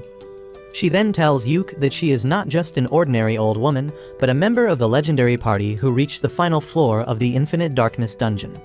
Benwood, the guild master from the previous city, was a member of the party, and so was Saga, Yuke's uncle who inspired him to become an adventurer. Yuke is astonished to hear all this, and then Maniela tells him to stop being so nervous around her. She wishes him all the best for the mission, and then gives him a map to the inn where she has arranged for his party to stay. Once they leave the guild, both Yuke and Silk try to relax because being with the old hag really exhausted them. They decide to check out the hotel she has arranged for them after picking up the rest of their party members from the inn, but when they reach there, they find them in a fight with a group from Salmuteria. The people from Salmuteria speak a different language, but they are obviously pissed at Marina and others, who hold their ground and tell them to get lost. While the rest of the customers are waiting for a fight to break out, Yuke arrives there and immediately rushes ahead to solve the matter. Marina tells him that these bastards were trying to force them to pour their drinks, and then some. Yuke realizes that they were trying to aggressively pick his girls up, and he tells the men that they should stay away from his friends. However, his Salmuterian is not up to the mark, and he ends up telling the drunk men that all the women in his party are his wives, and he makes love to them every night. The men are taken aback by this and leave immediately, and only Rain really understands what Yuke just said. Once the fight seems to be over, the crowd disperses, but Rain and Neen are still furious. After that, Yuke leads the girls to the place they will be staying, and on the way, he explains that Salmuteria is the worst nightmare of all feminists because women are treated as property there. That is why the drunk men tried to force themselves on Marina and others, but they also have strict laws that can backfire on them if they try to steal another person's woman. Yuke explains that when he said that they were his companions, the men must have understood his point and left to avoid conflict. Marina, the submissive gets excited on thinking that Yuke called her his property, but he tells her that it is not what he meant. She tells him to quickly make matching cloaks for the party so that everyone knows they belong to him. Just then, Rain also tells Yuke that his Salmuterian was not correct, but instead of explaining what he really said, she begins to giggle uncontrollably. Soon, they reach their hotel, and the elf manager turns out to be a big fan of the Clover Party. She tells them that all their expenses will be covered by the guild, so they can order anything they want. Also, the entire hotel is reserved for them as long as they are going to stay here, and the manager tells them to pick any room on the second floor. Yuke and others thank her for her hospitality, and the manager decides to show them her hotel's speciality before they go to their rooms. She leads them to a hot spring in the backyard, and only Neen has seen one before. She eagerly tells her friends about how hot springs work and invites them to take a dip with her before having dinner. The next day, Yuke and Silk hold a meeting to explain their strategy for the upcoming mission. They say that they will follow the same pattern they used during the Infinite Darkness dungeon mission and livestream everything. Their goal is to fully explore the dungeon till the 5th floor, after which it will be open to the public. Silk explains that they only know that the 1st floor of the dungeon is partially underwater, and they can find a lot of water and bug-type monsters there. Moreover, they need to be fast while exploring the dungeon, because there are 2 other parties who will be sent on the same mission as them. Yuk tells the girls that they don't need to take part in this exploration race because the other 2 parties are more experienced than them, and if they try to compete, they might get injured. After explaining this, Yuk says that on the first day, they will aim to reach the 2nd floor and then cover the entire 1st floor to get a good idea of what the deeper floors are like.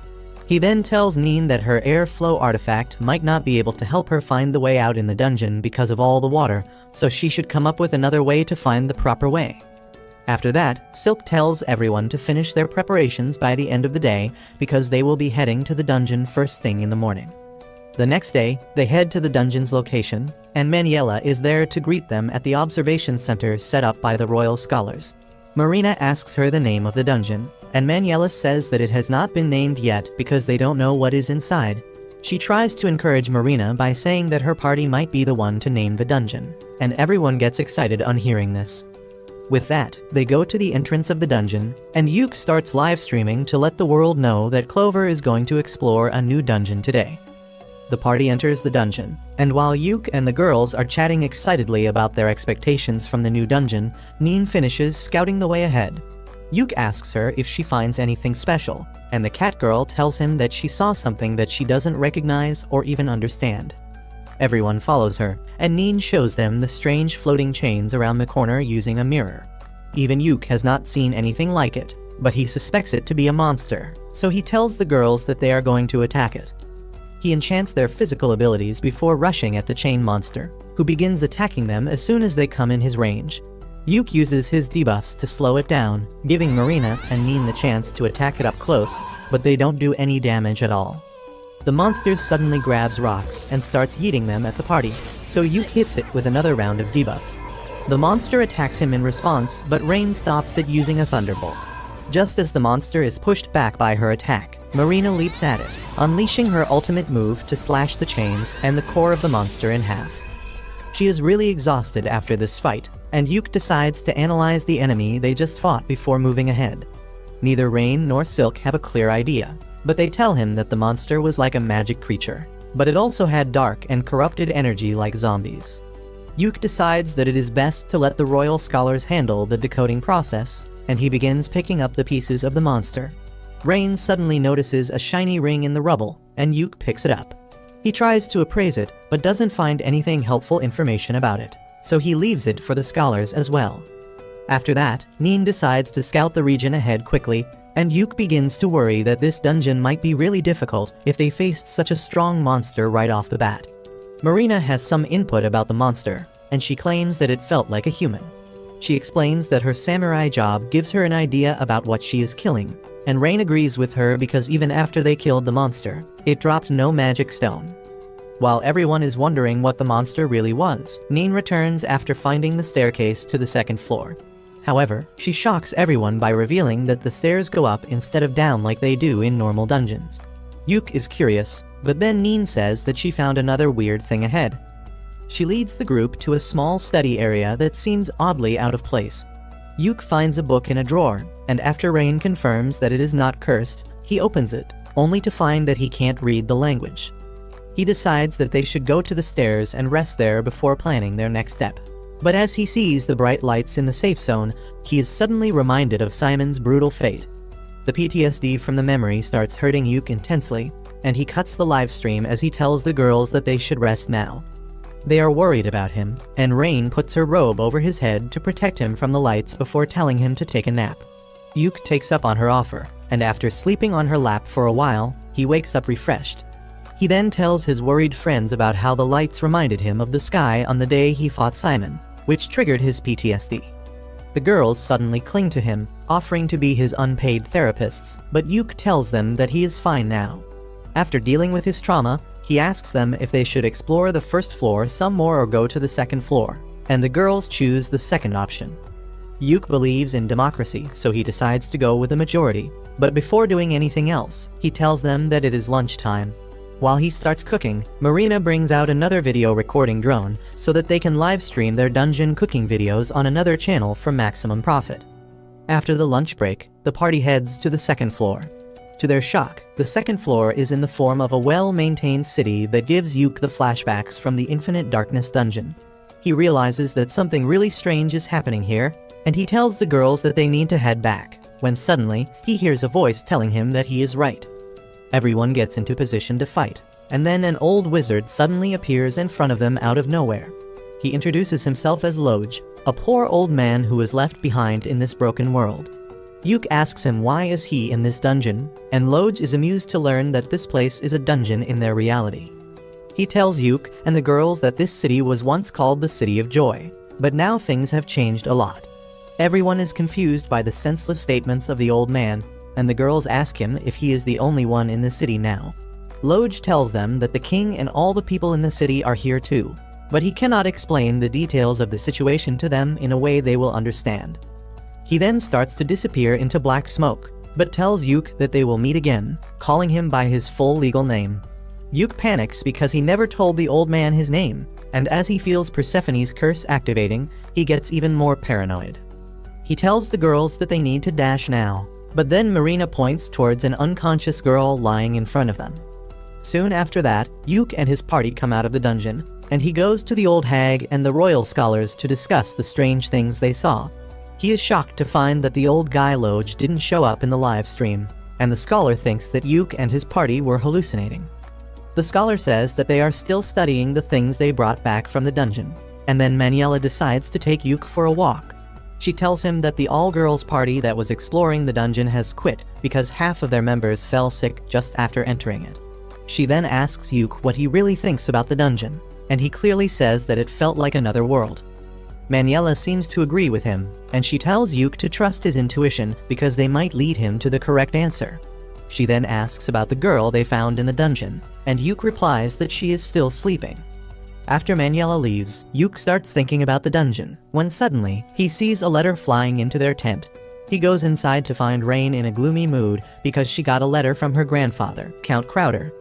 She tells everyone that she is the illegitimate daughter of a noble family, and her mother was kicked out of the house as soon as she got pregnant. After her mother's death, she joined the Magic Academy somehow and became an adventurer. But now her grandfather, who never even acknowledged her existence, has sent a letter calling her back. As Rain starts crying, Yuk reads the letter to learn that Count Crowder has fixed Rain's marriage with the second prince of Salmuteria. He still calls her a bastard and tells her to be grateful that she is getting a chance to serve the family, and everyone gets furious on reading that. Rain is really devastated and doesn't know what to do, but Marina tells her that there is a simple solution to the problem, which is ignoring it entirely. She points out that Rain's name is not even written on the letter, so they will pretend that it was not meant for her. And though it sounds really dumb, Yuk is on board with that idea. He burns the letter, saying that now there is no proof that they even got it, and the relieved Rain hugs him and starts to cry. Yuk comforts her, saying that if the Count tries to reach her again, they will come up with an even better plan. He then asks Neen to contact the guild receptionist, who is also her mentor, and request her to collect all info on the Count and the second prince of Salmuteria. He also wants her to erase any proof that Rain is from the Count's family, and Neen agrees without even realizing that her mentor used to be a legend back in the day. After that, Yuk tells Marina and Silk to prepare for the next dungeon run, while he takes Rain outside to talk. He tells her that he has a reckless idea to save her from her family, but that involves marriage. Rain blushes as Yuk explains that if she marries him, she becomes his property according to the rules of Salmuteria, and then no one from that country can take her away from him. Rain has no doubts or hesitation about the plan, and she agrees to be Yuk's wife even if it is just an act.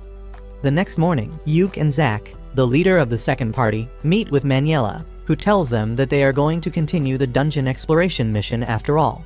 Zack is really excited about it, and also quite hostile against Yuk as he tells him that his party is going to explore the dungeon first.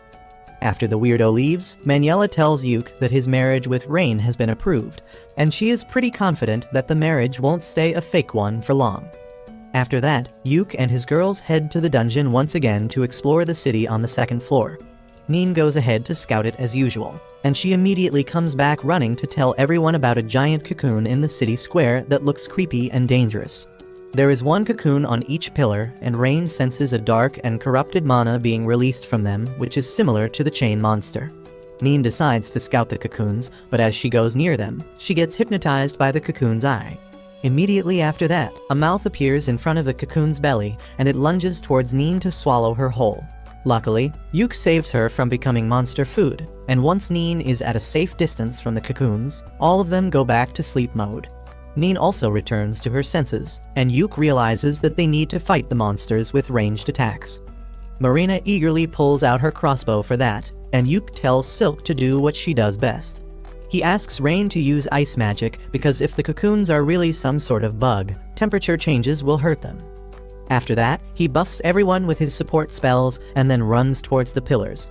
The cocoon monsters try to hypnotize him with their eyes, but Yuk uses a flashbang spell to blind them, and then uses a more powerful blindness spell to keep their eyes shut. Marina and Silk immediately fire their arrows, defeating 3 of the 4 monsters. But when Rain shoots her ice magic at the last one, it proves ineffective. Marina decides to steal her kill and charges at the monster with her ultimate move, with Neen and Yuk supporting her to finish the monster. The monsters drop rings instead of magic stones, and Yuk collects them all. He then notices that Marina has been standing silently in a corner ever since defeating the last monster, and he asks her if everything is alright. She is about to tell him the truth, but then sees the camera drone, so she tells him that she needs some time to settle down. Yuk realizes what she wants, so he suggests that they rest in a nearby building and cuts off the livestream. While the group has a tea party, Marina tells them that when she cut down the cocoon monster, she felt like she was cutting a human. However, that is not the surprising part. She says that the pillar she cut down along with the monster felt like a human too, but she couldn't be certain even though she should be because of her samurai job class. Everyone is stunned to hear this, and Yuk suggests her to try cutting something in the room, but Marina says that she has already tried that, but the results were still not clear. She feels depressed and helpless, but then Silk says that she also feels something is very wrong with this place because the spirits are not communicating properly with her. She says that it somehow feels like the land of the dead that Persephone rules, and Rain agrees, saying that the mana here is not normal. Yuk agrees with all of them, and he says that they should go to the rooftop to get a better view of the city before doing anything else. Once they see the full expanse of the city from the roof, Yuk says that they will aim to enter the castle at the center of the city today, and once they explore it, they will call it a day. With that, they start walking towards the castle, but the silence of the city gives them the chills. They wonder if no one really lives here, which reminds them of the mysterious old man named Loj. While Yuk thinks he really might have been a hallucination, Rain disagrees with him because she has the sanity ring he gave her that makes her resistant to any mental effects. Everyone believes her, and they think that since Loj was real and still didn't appear on the livestream, he must be interfering with their drone cam. Suddenly, they spot Loj at the gate of the castle, and they immediately reach him, asking what is wrong with this city. Loj tells them that this city is completely fine, and the people here are saved so well that they don't need to be saved from anything ever again. Yuk asks him if the monsters they fought earlier were humans, and instead of giving him a clear answer, Loj starts a philosophical lecture on what actually is a human. Realizing that he won't answer this question, Rain asks him about the golden rings. Loj tells her that they are called the One Gold, and Rain asks what is he compiling with them. No one else understands this wizard mumbo-jumbo, but Loj warns Rain that the knowledge she is seeking will traumatize her. He tells her that she already knows what the purpose of the rings is, and then vanishes, telling Yuk and his party that they will meet again. Yuk asks him if he will tell them the truth the next time, and Loj tells him that the truth will find them in its due time. Everyone is even more confused now, but then the gates to the castle open, and they decide to explore it quickly and then head out. Later, Yuk analyzes the recorded clip and the castle's layout with the supervisor of royal scholars and Maniela.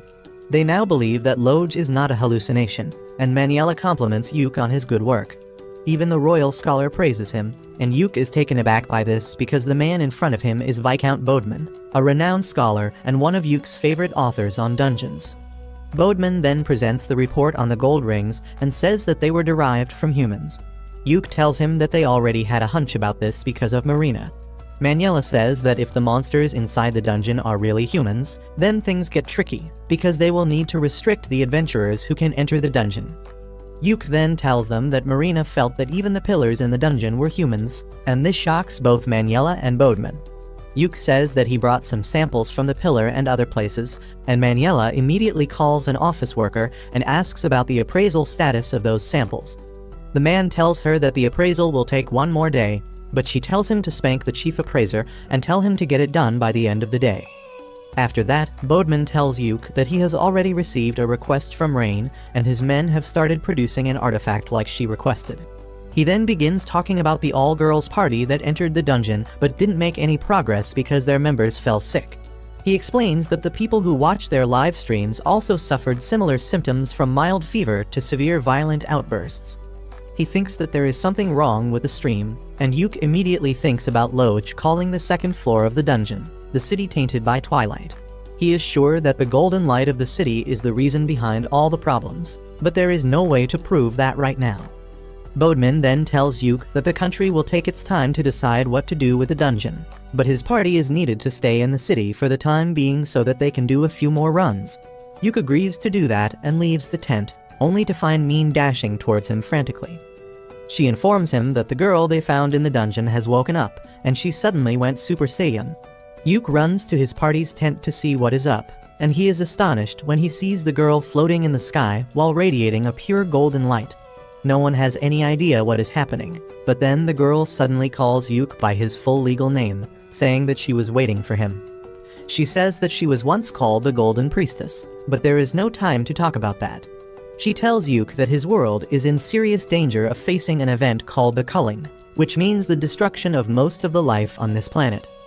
Yuke doesn't understand what she means, so the Golden Priestess explains that just like the city in the dungeon, soon this world will also be engulfed by the golden twilight and become lifeless just like it. However, because Yuke and his party have already crossed the border between the worlds once in the Infinite Darkness dungeon, they are partially resistant to twilight. The priestess tells him that if they don't go too deep inside the twilight zone, they will not be consumed. She then tells them to seek out Loge because he knows everything, but the girls reply that they have already met the old man who refuses to answer their questions. The priestess tells them that they need to force him to tell them the truth because he is the only normal being in the distorted world. Rain asks the priestess why she is telling them all this, and she replies that the tragedy started because of their fault. It was their king who got too greedy and wanted a golden eternity for his city, creating the destructive phenomenon known as the Twilight. She throws in a bunch of heavy words in the conversation like the fruit of world tree, the ultimate treasure, and some more, but no one understands what she means. In the end, the priestess asks Yuke to stop the Golden King and destroy his treasure because that is the only way to save his world from certain doom. With that, the golden glow leaves her, and she suddenly turns into a normal human named Rune. Her personality completely changes as a result, and she tells Yuke that the woman who just spoke to him was not her, but she can sometimes access her body to communicate with others. Yuke realizes that the issue is more serious than he thought, and he decides to inform the higher-ups about it immediately. 1 week later, Yuke is summoned by the director of the Royal Academy, who came to the research center after reading Bodman's report. Yuke is nervous in front of him, but the director tells him to be at ease because they have something very important to discuss. Yuke starts the conversation by asking him about the culling, and the director shows him some murals that are locked deep within the Royal Treasure Hall. In the mural, a hero fights a powerful monster to save the world, but Yuke can't understand anything else because he can't read the ancient language in the mural. The director then explains that there are many parallel worlds just like their own, and sometimes they collide. When that happens, one of the worlds is destroyed, and this is called the culling. Usually, it is random, but this time, they have proof that the person named Golden King tried colliding his world with this one on purpose. The director says that they don't have any time to think about the reasons behind it, because they need to take emergency measures to protect their world. He tells Yuke that he is the only one who can do it, because according to the murals, whenever a world faces the danger of culling, a hero is chosen to save it. The director says that since Yuke found everything about the Golden City and the culling, he is their hero, and it is his duty to save the world. Yuke panics on hearing this and tells the director to cut him some slack because he is not qualified for the job. The director tells him that someone has to take on this responsibility and he is the only one who is fit for it. He then threatens Yuke that he will raise one of his girls to a rank and make them the hero if he refuses. Yuke becomes more cooperative on hearing this, and then the director compares him to his uncle Saga, saying that both of them have great talent, but Yuke lacks confidence. The director once again asks Yuke to become the hero, especially because the priestess from the other world chose him. Yuke feels unsure about what to do now, so he asks the director for some time to think about it and consult his party members. The director agrees to his request, but he is confident that Yuke will surely realize that he is the only one who can save this world. Soon, Yuke returns to his hotel and tells Rain about his conversation with the director before anyone else. She is impressed by the idea of him becoming the hero, but she says that she will support him even if he wants to refuse. However, she also believes that he is the only one fit for the role. She reminds him how the Golden Priestess possessed Rune to talk to him. Rain says that the priestess seemed to be waiting for him, which means he is special. Yuke sighs, saying that he doesn't mind exploring the dungeon a bit more, but saving the world is too much. Rain suddenly starts caressing him as she tells him that he just needs to keep doing what he has done till now because everyone in the Clover Party will support him, and together, they can do anything. Yuke feels better after hearing all that, and then Rain sits on his lap and hugs him, telling him not to worry about anything because they are stronger than he thinks. A few days after that, Yuke attends a meeting with the leaders of the parties that are going to explore the dungeon now. Apart from the guy named Zack, there are 2 more people who lead a rank parties, and the director gives them the details about their mission. He informs them that this time, the viewership of their live streams will be restricted, and only the royal scholars will see it to minimize the damage from the golden light of the twilight. After that, Zack suddenly gets angry because Team Clover is still participating in the dungeon raid even though it has become more dangerous. He complains to the director to get them removed, but no one pays any attention to his rumbling. The other adventurer named Lucent who helped Yuke in the past tells Zack to stop whining because Yuke's party has shown their abilities while investigating Infinite Darkness Dungeon.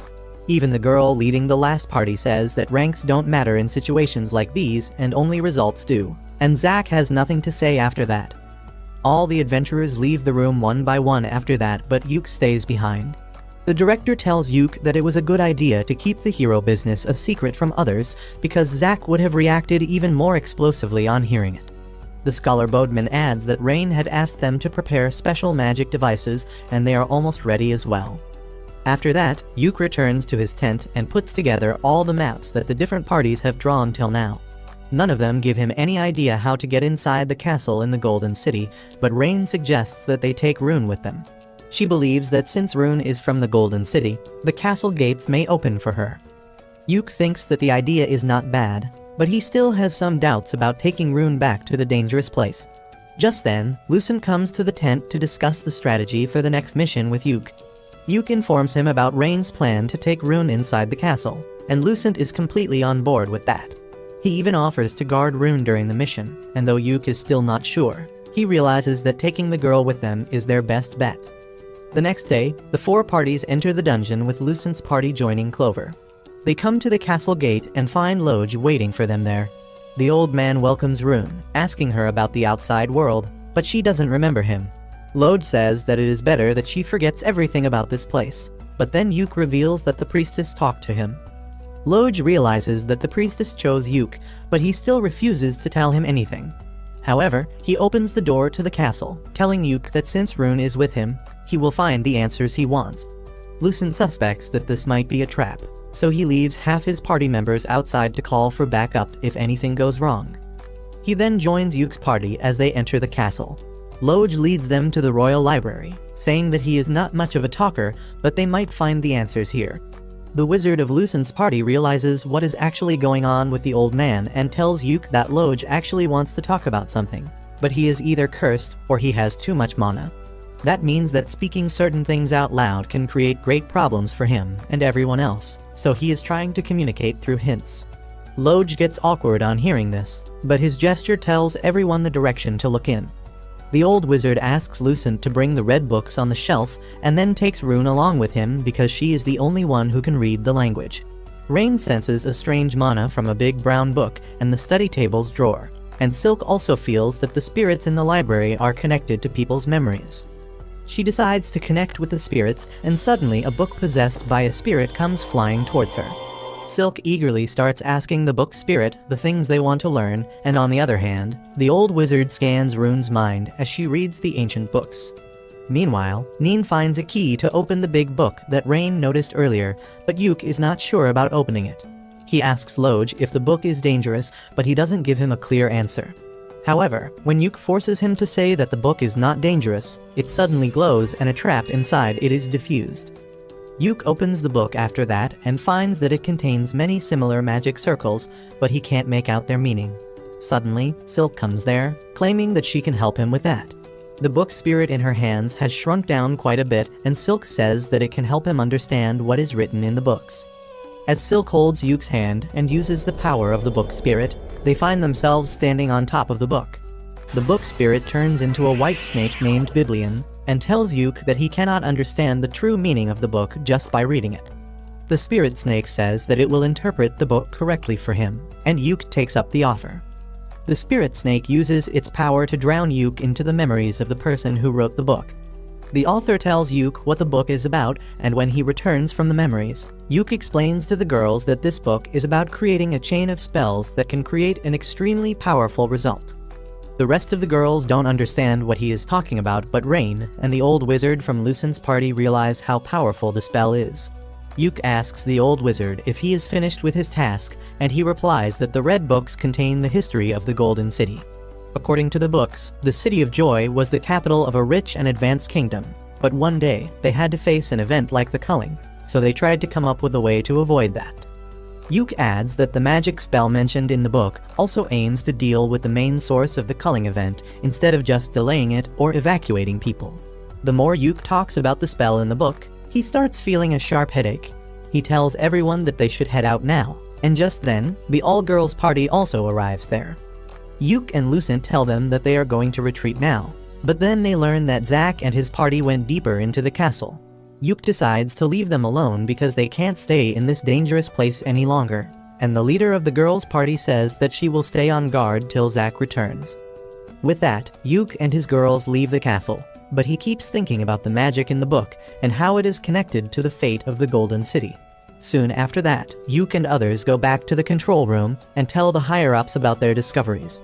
They explain that the dungeon is actually a real city from a parallel world, whose king wanted to save it from twilight, so he used a special magic to take it across dimensions. However, his magic was imperfect, so he ended up turning all the people in the city into objects. He then puts a ring he got from the monsters on the special device that the scholars made on Rain's request. As Rain activates the device using her magic, it projects a vision of the Golden City. The director asks if the rings found from the monsters are able to display messages in the same way their broadcasting drones work, but Rain denies that theory. Yuk explains that initially, he had the same theory too, but now he has realized that the rings store the information about the people themselves. He explains that King Vorden of the Golden City found that he could not carry humans to another dimension, even with his special magic, so he came up with the golden rings that could turn them into something other than humans. The old wizard says that this crazy idea proves that the king was already under the effect of twilight, and then presents the books he found in the library. He says that King Vorden possessed a special treasure called the One Gold, but they don't exactly know what it could do. Yuk recalls that the Golden Priestess told him that the One Gold was the fruit of the World Tree that could grant any wishes, but it was also something humans were forbidden from even touching. He believes that King Vorden used the One Gold to create the rings and gave them to his people. After that, he tried traveling through the dimensions, but his magic was imperfect, and the people of his city were corrupted and turned into monsters. Yuk says that according to the Golden Priestess, the only way of stopping this tragedy is by defeating the king and destroying the One Gold. The director asks him if he can do it, and Yuk replies that he has to do it at all costs. After that, Yuk and Rain head back to their hotel, when suddenly, a carriage stops in front of them and an ugly balding man comes out of it. He tells Rain that he was looking for her, but she doesn't even know who this creep is. He introduces himself as her Uncle Bran, saying that he is here on the behalf of the head of the Crowder family to take her back with him. Rain gets nervous on hearing this, but Yuk hides her behind him and then tells the man that he has got the wrong person. Bran knows Yuk's identity too, and he tells him to not stand in his way because Rain should go back to her rightful family. Yuk refuses, saying that Rain has no family, and Bran sends his guards to take her away by force. Yuk uses snare and sleep spells on the two guards, knocking them out. Bran gets scared, but he still acts arrogantly, telling Yuk to get aside because Rain's marriage has been fixed to the Prince of Salmuteria. He even gets ready to hit him, but then Yuk asks him for proof that Rain is actually the daughter of the Crowder family. Bran falls silent on hearing this, and Yuk accuses him of trying to kidnap a random girl and then marry her to another country's royalty by pretending that she is their daughter. Bran tells him that even if the girl is not a member of their family, she is going to become a queen, and their family will also benefit greatly from it. He orders Rain to come back to her father, but she activates a magic spell as she tells him that she doesn't want to. She shoots a tiny lightning bolt just above Bran's head, burning what little hair he had on the top of his head and scaring him shitless. He immediately runs away after that, and Rain tells Yuk that they should head home before anyone else comes after them. Meanwhile, Bran runs straight to the second prince of Salmuteria, who asks him where is the bride he ordered. Bran nervously tells him that it will take some time because Rain has got a bad temper after becoming an adventurer. He says that she even shot a lightning bolt at him, and this shocks Prince Masmoda because women can't even leave the house without permission in his country. Anyway, he decides to give Bran some more time because he needs Rain for a special reason. He also tells him to bring all the girls she hangs out with so that she has some friends in his harem. Bran says that it will be difficult, but Masmoda increases the reward by 5 times, and the ugly bastard immediately sets out to get all the girls from Clover for his client. Unaware of this, Yuk and his girls keep forming strategies for their dungeon raid and fooling around in the hot springs. A few days later, it is time for the final mission to destroy the One Gold. But while Yuk and others are discussing the details with the old hag, they receive news that Zack's party kidnapped Rune and took her into the dungeon with them. Everyone panics on hearing this, but Yuk tells them to stay calm because they can solve this problem. He assembles the remaining 2 parties and tells them that they must catch up to Zack's party quickly, and then they can head to the deepest parts of the castle to destroy the One Gold. They rush inside the dungeon with that, but as they enter the 2nd floor, they find a huge number of cocoon monsters waiting for them. The leader of the girls' party tells Yuk that they will handle the monsters and he should go ahead and rescue Rune. Yuk objects, but Lucent tells him that he is their main character in this mission, and he must keep moving ahead to do the most important things while they just back him up. Following his advice, Yuk rushes ahead with Lucent's party while the girls fight the monsters. However, just as they reach the castle gate, they find a horde of monster knights waiting inside. Lucent tells Yuk that his party will handle them and he should go inside to deal with the One Gold. The wizards from Lucent's party begin attacking the monsters to attract their attention, and using this chance, Yuk and his girls slip past them. They reach inside the castle soon, and Neen finds the route that Zack took. She says that he is heading straight to the throne room, which is exactly where Yuk believes the One Gold is. As they rush towards the throne room, Yuk feels someone coming and immediately alerts his party. However, it turns out to be Loj. Yuk tells Loj that he learned a lot from the library, including details about him. Turns out that Loj is the son of King Vorden, and Rune is his niece and the king's granddaughter. Loj feels no need to hide things from Yuk now, and he says that his father made a mistake, and Rune is the key to make things right. He wishes Yuk the best of luck and then vanishes, leaving a gold ring behind. Yuk's party soon reaches the throne room's door and hears Zack laughing inside. Yuk tells them to get ready to fight, and Silk calls out the book spirit to assist her. With that, they charge inside the room and find Zack and his friends enjoying the loot they found in the royal chamber. They tell Yuk that he is too late because their party conquered the dungeon first. Yuk doesn't care about that and asks where is Rune, but then Marina tells him to look at the end of the room. Yuk is shocked as he sees King Vorden on the throne, and next to him, Rune is lying unconscious on the floor. He gets furious, thinking that Rune is hurt, but Zack tells him to stop being sentimental because she was just a tool to conquer this dungeon. He tells Yuk that he hated his party from the beginning because they are outsiders who don't even belong to this region. However, he also hates Yuk specifically because he is always surrounded by beautiful girls. All of Yuk's girls call Zack a jealous incel and tell him to get a life, which makes him even more angry, and he tells King Vorden to give them more power so they can beat the intruders in his palace. The king listens to him and activates the power of the One Gold, freaking Yuk out as he can't predict what is going to happen next. The king uses the power of the 1 gold and shares it with Zack's party using the golden rings.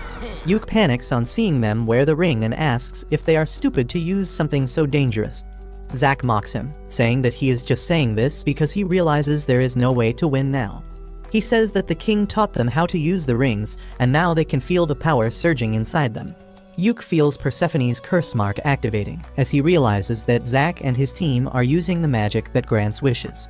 He asks them if they don't know how dangerous that spell is, but Zack replies that he doesn't care. He orders his team to attack Yuk and his girls, and they immediately charge ahead.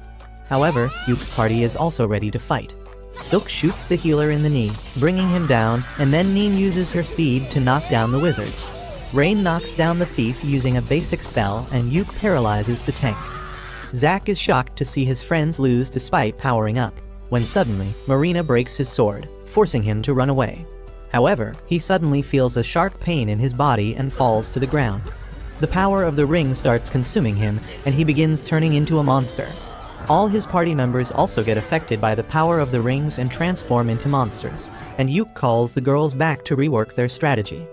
He tells them to be careful because their enemies are stronger and more unpredictable now. He then buffs them with his support spells, but that is not enough this time. Zack attacks Marina and pushes her back, but she immediately returns to fight him. On the other side, the fat monster chases after Silk like a total creep, and when her lightning arrows have no effect on it, she freaks out and keeps running. Rain fights against the priest, and even though she is able to damage him with her spells, he regenerates instantly. Meanwhile, Neen gets overwhelmed by the thief of the party, but luckily, Lucent arrives there just in time to protect her. He asks her what the update is, and she tells him about Zack's party using the rings to become monsters. Just then, Lucent's teammates as well as the other party arrive in the room, and he tells them that their job is to hold back the monsters while Yuk rescues Rune and stops the king. The two parties team up to take down the monsters, and Yuk tells his girls that they should rush to help Rune now. They run towards the throne, but King Vorden comes forward to face them. Marina dashes towards him as Yuk enchants her sword. She tries attacking the king with her full strength, but he easily blocks her attack and then pushes her back before hitting her with a powerful magic beam point blank. Marina somehow avoids taking any damage from the attack and charges at the king again. Yuk stacks all the debuffs he can at the king, slowing him down, and Marina manages to push him back. However, using such a great amount of spells puts a lot of stress on Yuk, and he starts bleeding. He tells Marina to keep attacking because he can't keep the king down for long. Suddenly, the snake spirit warns Silk about the king's next attack. She yells at Marina to dodge, but it is too late. The king stabs the ground with his spear, releasing a great burst of energy. Everyone runs away, but Marina gets caught in the attack's range. Silk and Neen keep the king busy with rapid attacks, while Marina gathers her strength back. Neen uses a fire-breathing technique as a smokescreen, and when the king clears the green fumes, he finds Marina dashing towards him. She uses her ultimate move to cut through his weapon and injure him, and Rain declares that she will deal the finishing blow.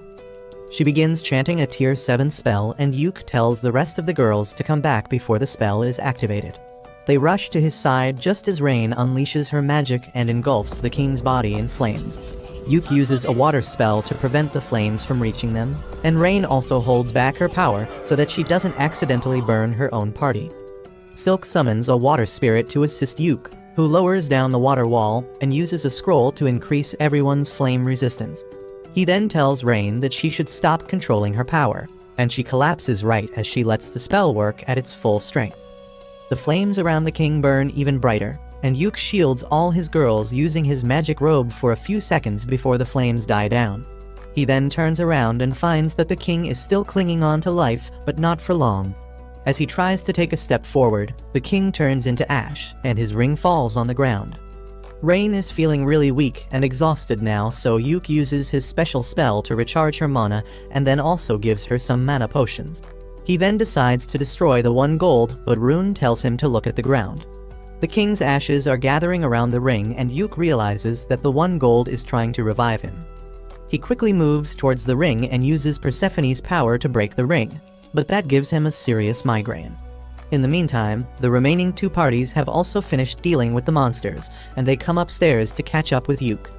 They look at the 1 gold and say that once they destroy it, all will be over, but Yuk tells them that he has a feeling that they are missing something. the wizard of Lucen's party says that they should let Yuke handle the 1 gold because only a superior red mage like him can destroy it. Lucen says that if they can't help, they should not stay here and bother Yuke either, and the other party's leader agrees with him. She asks Rune to come with them because she must be tired, but she refuses, saying that she will stay back to help Yuke. She says that she is the golden priestess, so she can touch the 1 gold without getting hurt, and Yuke can also do that. However, the rest of them will be exposed to the effects of the twilight if they are present during the process, and they will lose their mind. Yuke agrees with her and says that even if things go wrong here, it will be for the best to reduce the number of victims. His girls take offense on hearing this, as they believe that Yuke is trying to sacrifice himself. While he tries to calm them down, Rain asks Rune if she is sure that they can't do anything to help. Rune tells her that Yuke is special so no one else can help him, and Rain realizes that is true. She suddenly hugs Yuke tightly, telling him that she will be waiting for him at home. Silk and Marina hug him too, but there's no space left for Neen, so she tells Yuke that she needs her hug when he gets back home safely. With that, everyone leaves the dungeon, leaving only Yuke and Rune behind. They walk towards the 1 gold and find Loj sitting on the throne. He tells Yuke that since his father is dead now, he is the official king. Yuke asks if he is going to fight him next, but Loj refuses, saying that now that the king, the priestess, and the mage are on the same side, it will finally be over.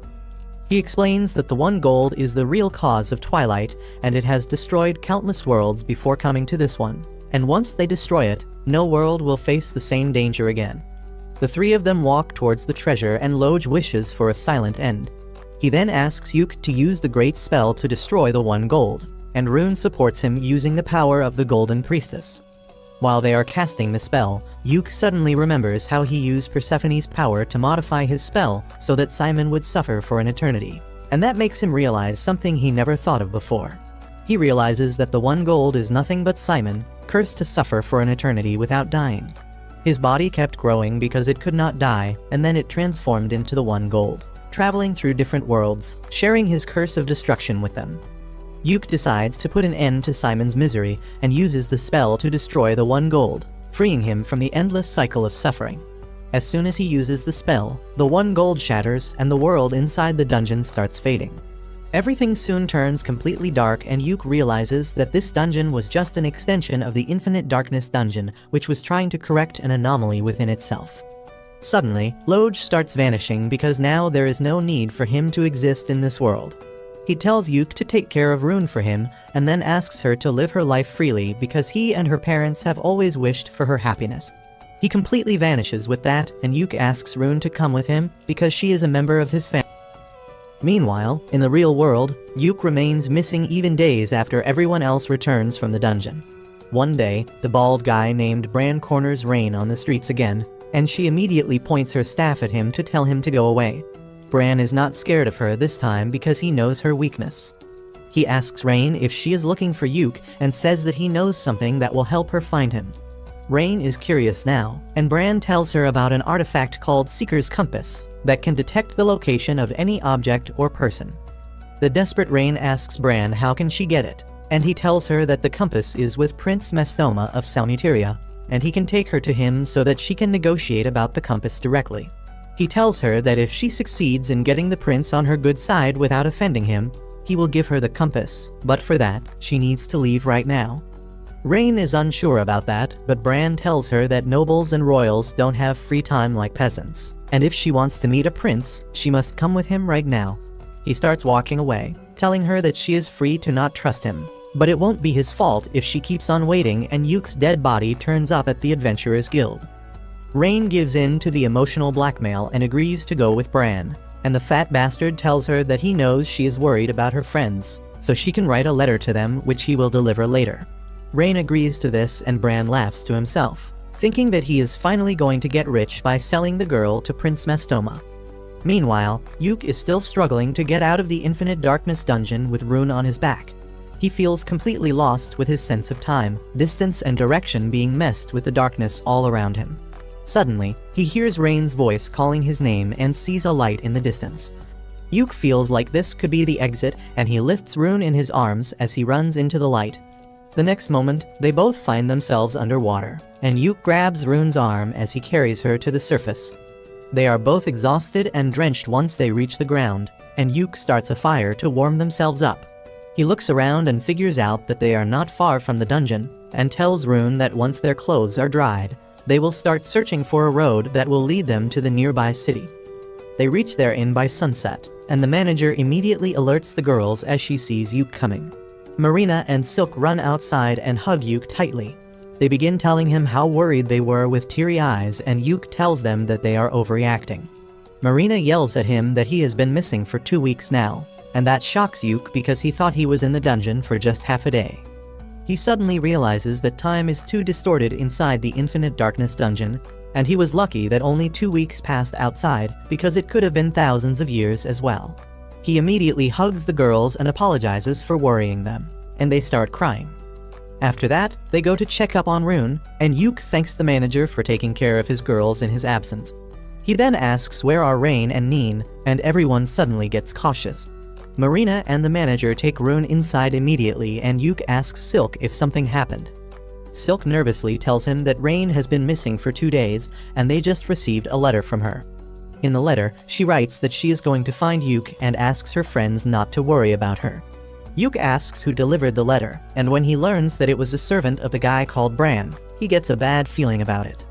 Silk tells him that the servant said that Rain is not coming back, and if they want to see her, they should come to Prince Mastoma's mansion in the city. She says that they were clueless about what to do without him, but Yuk comforts her, telling her that he is here now and he will handle everything. He decides to go and bring Rain back immediately, and Silk says that he should get some rest first. He replies that he will rest after bringing his best girl back, and Silk informs him that Neen has gone ahead to scout the area, so he should meet up with her there. Yuk then runs to the city, and when he reaches the prince's mansion, Neen jumps behind him, telling him that she is glad to see him after 2 weeks.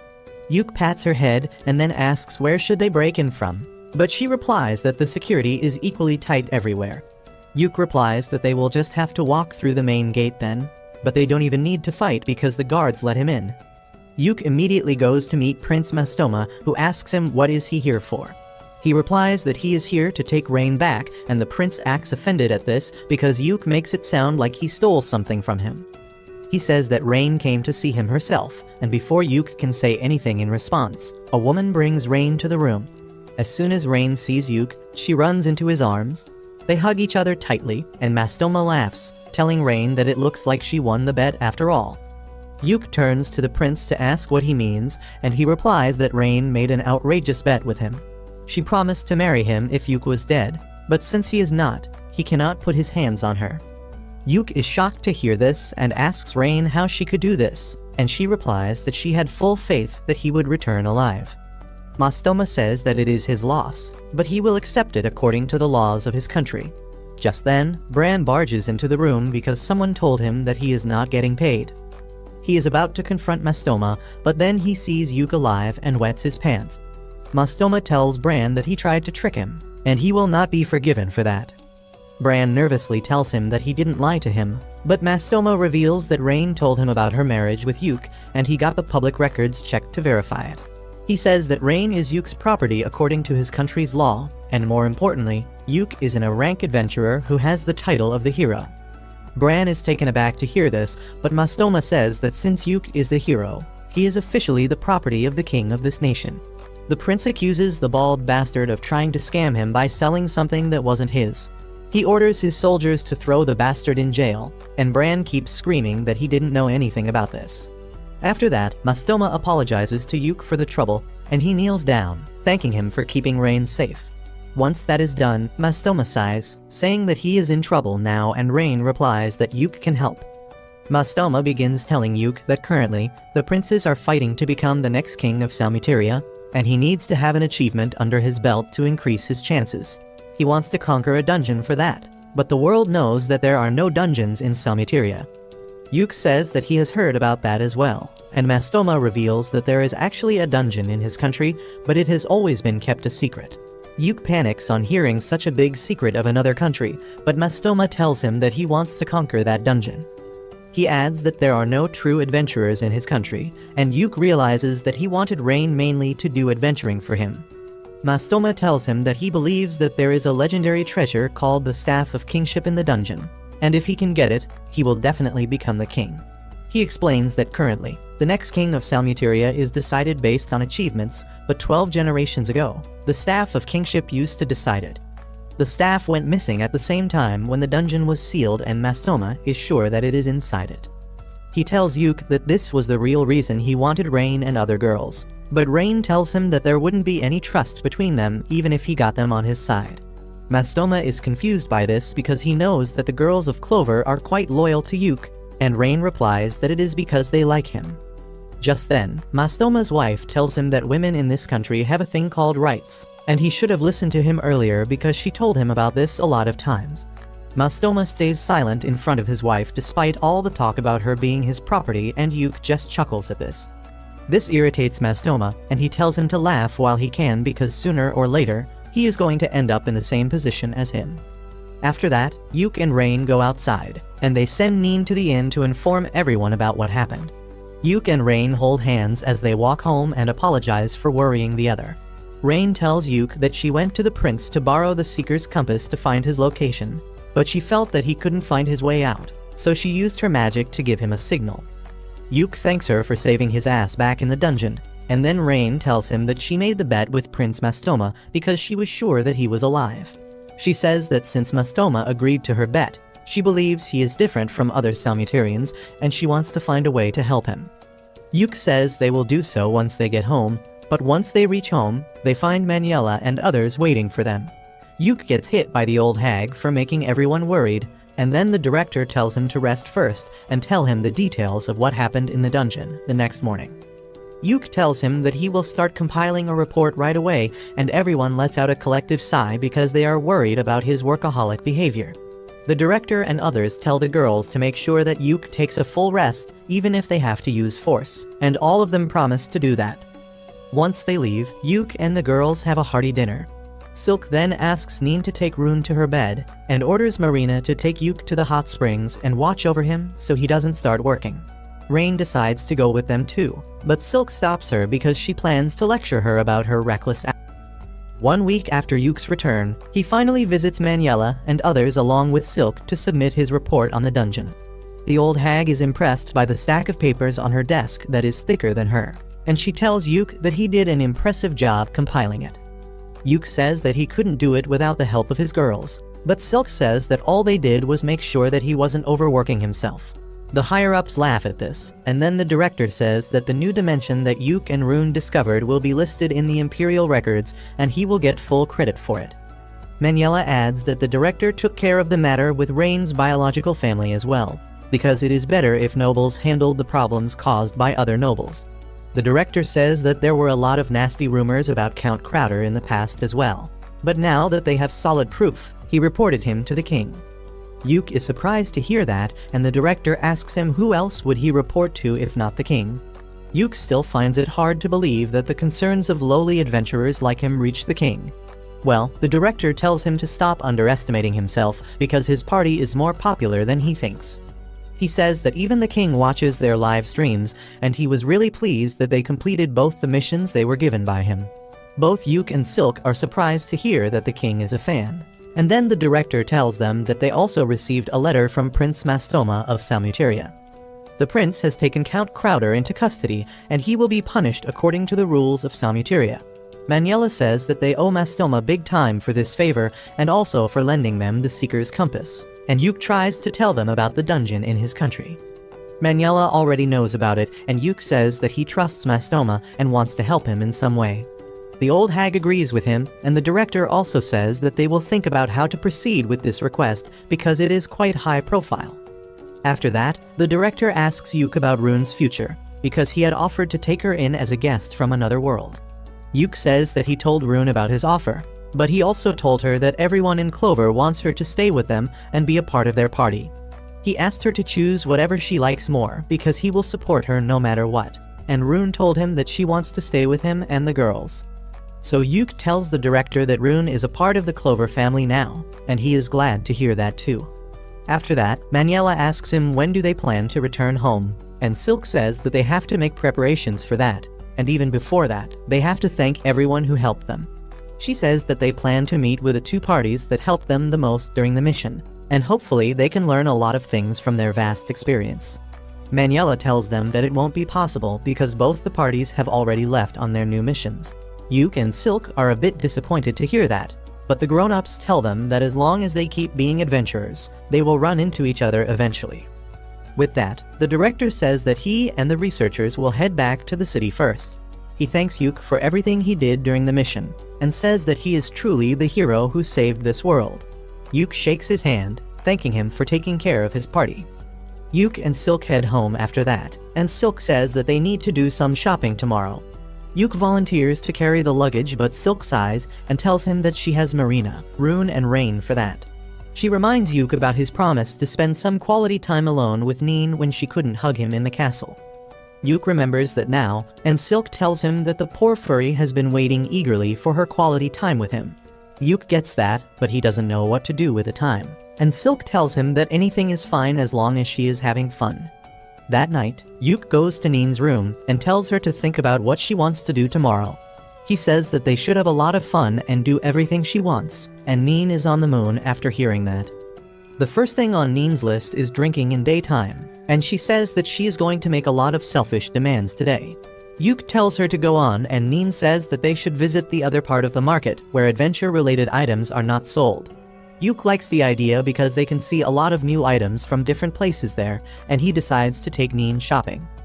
As they walk towards the market, Neen grabs Yuke's arm, and he gets a little shy.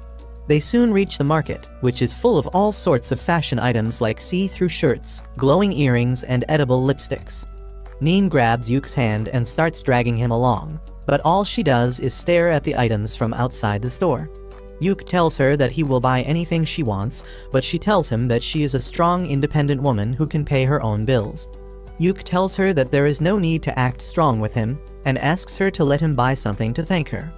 Neen takes his offer, but she still can't make up her mind, so Yuke tells her to be whimsy and selfish at least for today. He says that he will indulge all her demands and asks her to be free, and Neen tells him not to call her a gold digger if he goes bankrupt later.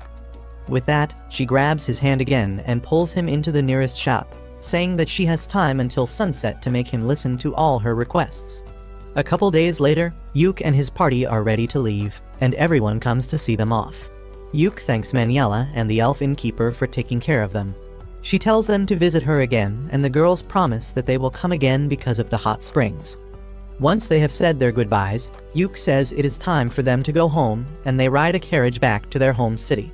On the way, Marina teaches Rune how to handle the horses, and everyone has a lot of fun enjoying jolly dinners and watching the beautiful scenery. They finally return to their city after traveling for 2 weeks. All of them are excited to be back home, but they were not expecting their fans to gather on the streets to welcome them. They are equally surprised and happy about this, and after greeting their fans, Yuke decides to visit the guild to report to the guildmaster. He sends the girls ahead as he enters the guild, where the receptionist Mammer welcomes him with a bright smile. Yuke thanks her for helping with Rain's problems, but Mammer shushes him, saying that someone might overhear their conversation, and that can create problems later. However, she gladly accepts his thanks and says that she is looking forward to see how he repays her for it. After that, Yuke goes to the guildmaster's office, but he has already heard everything from Manuela. Yuke asks if he also received a report about Prince Mastoma, and the guildmaster affirms. He says that they have already started the process to help him, but it will take some time. He asks Yuke to be patient about it, and then moves on to his reward for completing the mission. The guildmaster says that he will deposit the amount in Clover Party's account later, because it is too huge of an amount to be given out in cash. He keeps hyping Yuke up, telling him not to faint when he sees the amount when suddenly, Jamie barges into the room. She immediately rushes to Yuke's side and begins checking if he is fine. He asks her to stop, but the guildmaster asks him to let the girl smother him for a bit because she was really worried when she heard that he disappeared in the dungeon. The old man then starts mimicking how Jamie cried that she was going to save Yuke, and she gets embarrassed about that. Yuke thanks Jamie for worrying about him, and she replies that she was only worried that she won't get the medicine for her brother if he died. Well, the guildmaster rats out that tsundere immediately, mimicking her again and revealing how she declared that she will be the one to save Yuke once she can go on adventures again. Jamie lashes at the old guy, but he just laughs because she never told him to keep it a secret. Yuke and Jamie also start laughing, and then she tells him that she managed the Clover House with the real estate agent's help while he was away, and the kitchen is fully stocked right now. Yuke thanks her and then tells her that they will have a party soon to celebrate their successful mission. The guildmaster decides to invite himself to drink some free booze, and Yuke can't say no to him. On the other hand, the girls reach their house where the real estate agent tells them that he fixed a couple of loose doors and leaky taps while they were away, and he also remodeled a room to make it more comfortable for Rune. The girls thank him for looking after their house, and he leaves them to rest. Rune gets really happy that she is going to live here, and just then Yuke returns too. He gathers the girls to give them an important message, saying that they did great on the mission, and now they should rest for a few days before picking up any mission. The girls agree but remind Yuke that he is the one who needs to rest the most. Later, Yuke goes to the rooftop to watch the sunset in silence, but Rain comes there because she can tell that his mind is full of thoughts. He admits that he can't stop thinking about what they should do next, and Rain says this is why one of them needs to babysit him at all times. She then holds his hand and tells him that he is amazing and how he makes everyone around them want to be better. A couple days later, Guildmaster Benwood pays Yuke a visit early in the morning with a mysterious guest, saying that they have some urgent business with him. Yuke welcomes them both in and offers to take the guest's coat. The man thanks him for that, but as soon as he removes his hood, Yuke kneels on the ground because the strange guest is none other than the king. King Vincent tells Yuke to rise up because he is undercover today and there is no need for any formality. Yuke finds it hard to agree to that order, but Benwood also tells him to loosen up, because the king was like his uncle Saga's little brother, which makes them like family too. Anyway, they sit down to talk and Silk comes with tea for their guests. As soon as she sees the king, she freezes in shock, and Yuke tells her that it is a completely understandable reaction. He goes to help her, and then King Vincent tells Silk that he wants her to be a part of their conversation as well because she is the vice leader of the Clover Party. Silk somehow snaps out of her shocked state, and then sits down next to Yuke. Vincent immediately gets to point and tells Yuke that they have been discussing his suggestion to help Prince Mastoma clear the dungeon in his country. He says that Mastoma also sent him a letter about the same, and he has decided to help him. Yuke thanks Vincent for that, and in response he takes out a small wooden box from his pocket and places it on the table. He tells Yuke that this is the advance payment for his next quest and urges him to open it. Yuke finds a silver brooch with a green gemstone inside the box, which leaves him completely speechless. King Vincent suddenly starts clapping for him, congratulating him for becoming a noble of this kingdom. Benwood also congratulates Yuke, saying that now he is also a dungeon count like him. Silk is still trying to figure out what is happening, and Benwood explains that only the adventurers who have greatest accomplishments in dungeon exploring are given the title of a noble, and now Yuke is one of them. Yuke still can't believe that he has been given the highest possible honor for an adventurer, and he tries to return the brooch, but the king tells him that they don't do that here. He then tells Yuke that he has already talked with the parliament, and they have agreed to send an adventurer party to the dungeon in Salmuteria. The king believes that the new dungeon that Yuke just cleared might have affected the Salmuteria dungeon in some way, and they can't afford to ignore something like that. He says that they are considering the first attempt at exploring the dungeon as a trial, and then lays out some documents on the table. As Yuke reads the documents, he finds that they are about the trials of various streaming devices, and even setting up a temporary adventurer guild in Salmuteria to strengthen the relationship between the two nations. Vincent and Benwood tell him that they could not let him take on Mastoma's request personally because it would create many political problems. That is why they decided to make it a joint operation between the two kingdoms. Vincent adds that the timing was just right for it because Salmuteria had approached their kingdom with an interest in the streaming technology they use. However, if the trials start with a huge scale right off the bat, that may create some problems as well, and therefore, they are going to start it in a remote village under Mastoma's supervision. Vincent explains that the trials will be done in an area called the Death Valley, but since there is no established city there, Mastoma is creating one right now on his request. That means Yuke and his party have to wait for at least 6 months before entering Salmuteria. Vincent says that they have already sent the streaming technology and technicians there to set up the groundwork before the adventurers reach there, but he has one last thing for Yuke. He hands him a letter, and just as Yuke opens it, he stands up from his seat because the letter is a direct order from the king himself. Yuke tells Vincent that he will take the mission, but for that, he wants 6 more of the brooches as his advance payment.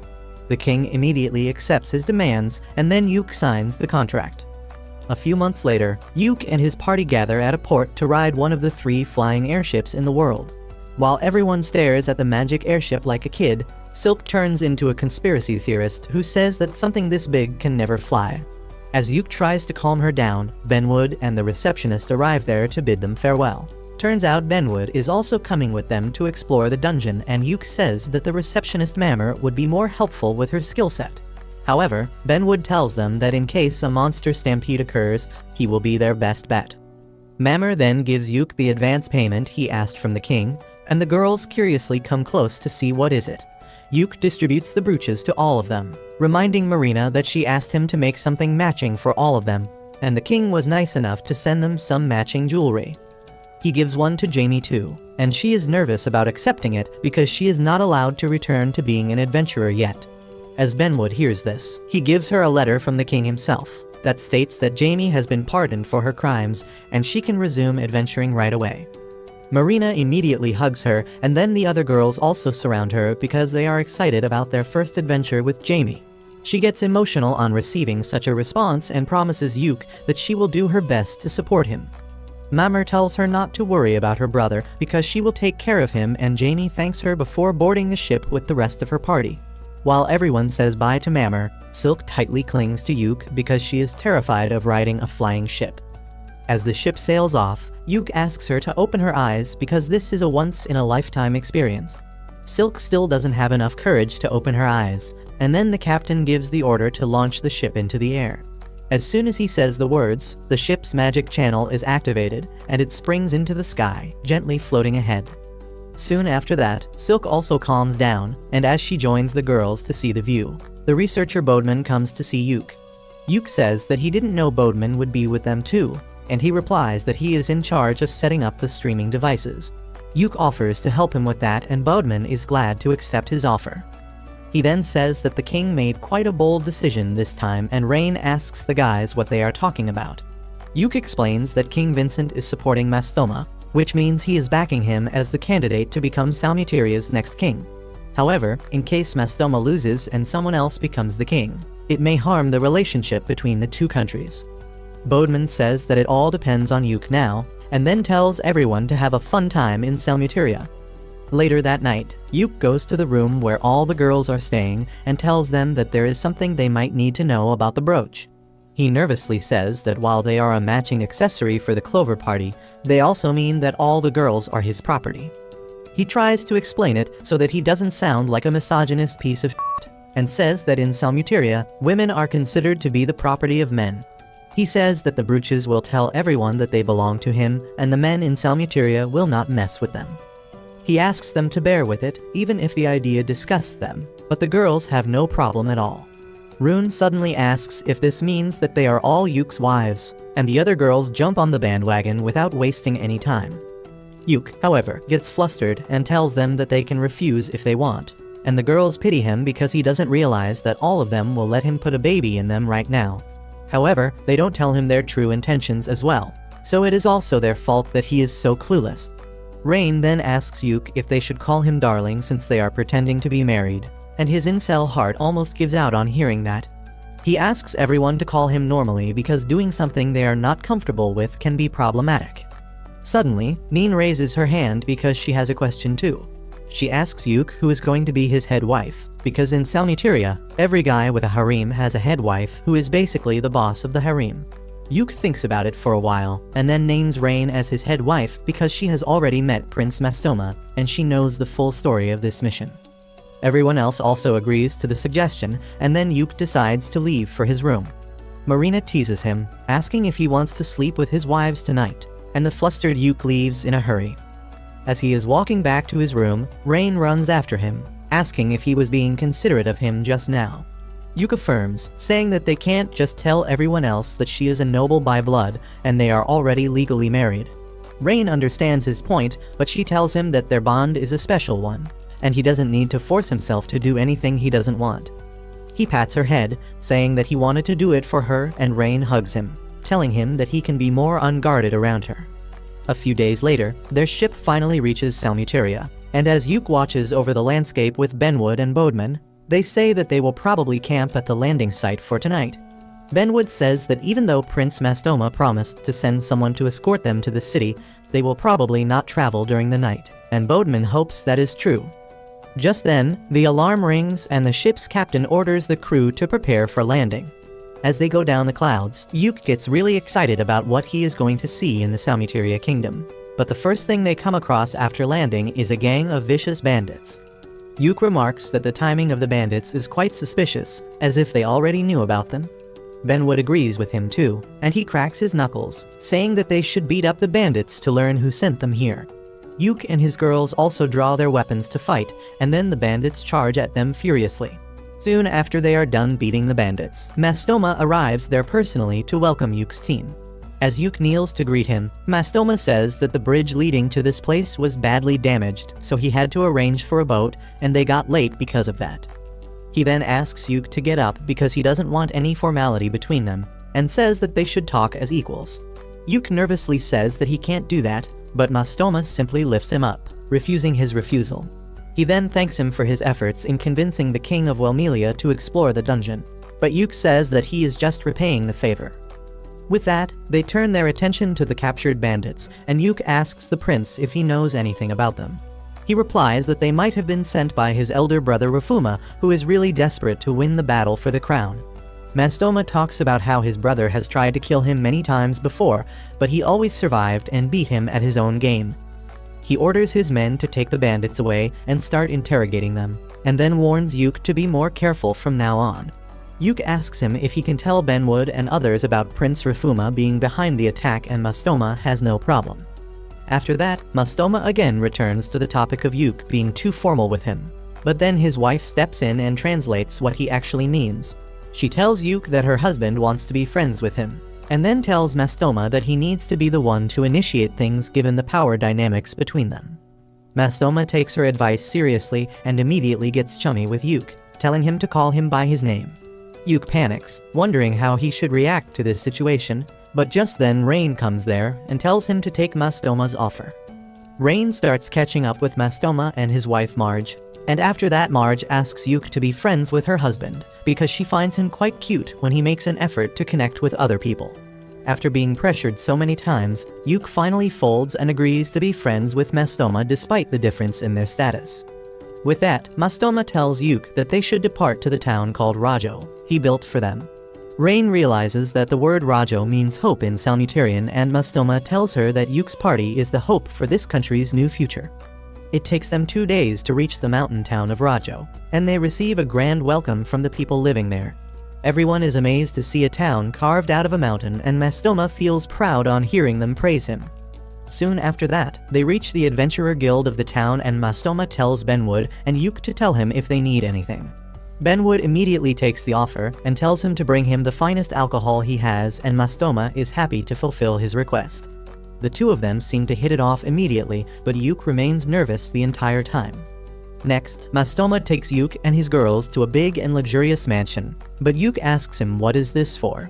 Mastoma sighs and calls him an idiot sandwich for not realizing it, and then reveals that this is going to be the personal mansion of the ambassador of the Welmelian adventurers, and that is none other than Yuke. Everyone freaks out on hearing that, and only after that they notice that a banner with Yuke's name and title was hanging over the building all along. He says that this is too much for him, but Mastoma tells him that he needs to show off a little, because he is not just an ordinary person. He reminds Yuke that he is a noble from another country with 5 wives, and an adventurer with the title of hero. On top of that, he is also the friend of a prince of Salmuteria, and if he stays in a cheap place, some people will start talking shit about him behind his back. Yuke realizes that Mastoma wants to show his country that he is serious by giving this mansion to him as a gift, and he decides to accept it. At night, Yuke and Silk sit on a bench behind the mansion, sipping wine while staring at the night sky. Silk says that she was really thrilled earlier, but now she is feeling quite calm. Yuke tells her that they need to wait till the guild building is completely functional to proceed with their mission, but he doesn't want to sit idly. Silk suggests that they should check the market tomorrow to see the type of stuff they sell here. Yuke agrees with her and says that after that, they should learn more about the geography of this place and the type of monsters found nearby. Silk says that Mastoma told them that he knows the way to the dungeon, and they should check it out in advance as well. Yuk then asks her where the other girls are, and Silk replies that they fell asleep as soon as they hit the soft beds. Yuk then starts talking about the stars, and Silk tells him that the night sky looks different in her hometown. Yuk is curious if Silk misses her home, and she replies that she doesn't really miss it because she has him and the other girls here, but she feels nostalgic sometimes. She says that she wants to go there soon, and Yuk says that he wants to see the place too. Silk tells him that humans are not really welcome there, but she will try to get him a pass once they complete this mission. A couple days after that, the work at the guild building is finished, and Mastoma tells Yuk's party about the dungeon. He says that they have to pass through a place called the Death Valley to reach the dungeon, which serves as the tomb for one of his ancestors. Yuk says that his party will immediately start exploring Death Valley while clearing a way to the museum. Bodman says that he will continue working on setting up the streaming devices because they need some more work, and Benwood adds that he is too busy conducting background checks on the people from Salmuteria who have applied to become an adventurer. He asks Yuk to lend Jamie to him because she helped at the guild for 6 months and has some experience with handling the paperwork. Since Jamie is fine with it, Yuk gives his permission to let her work at the guild, and he also tells Rune to stay behind and help Jamie till they need her help out in the field. Soon after that, Yuk leads his party into Death Valley, and he immediately realizes how it got its name. There are monsters everywhere, and some of them have already died because of heat and dehydration. The layout of the valley is really confusing as well, and there are no areas that are marked safe from monsters.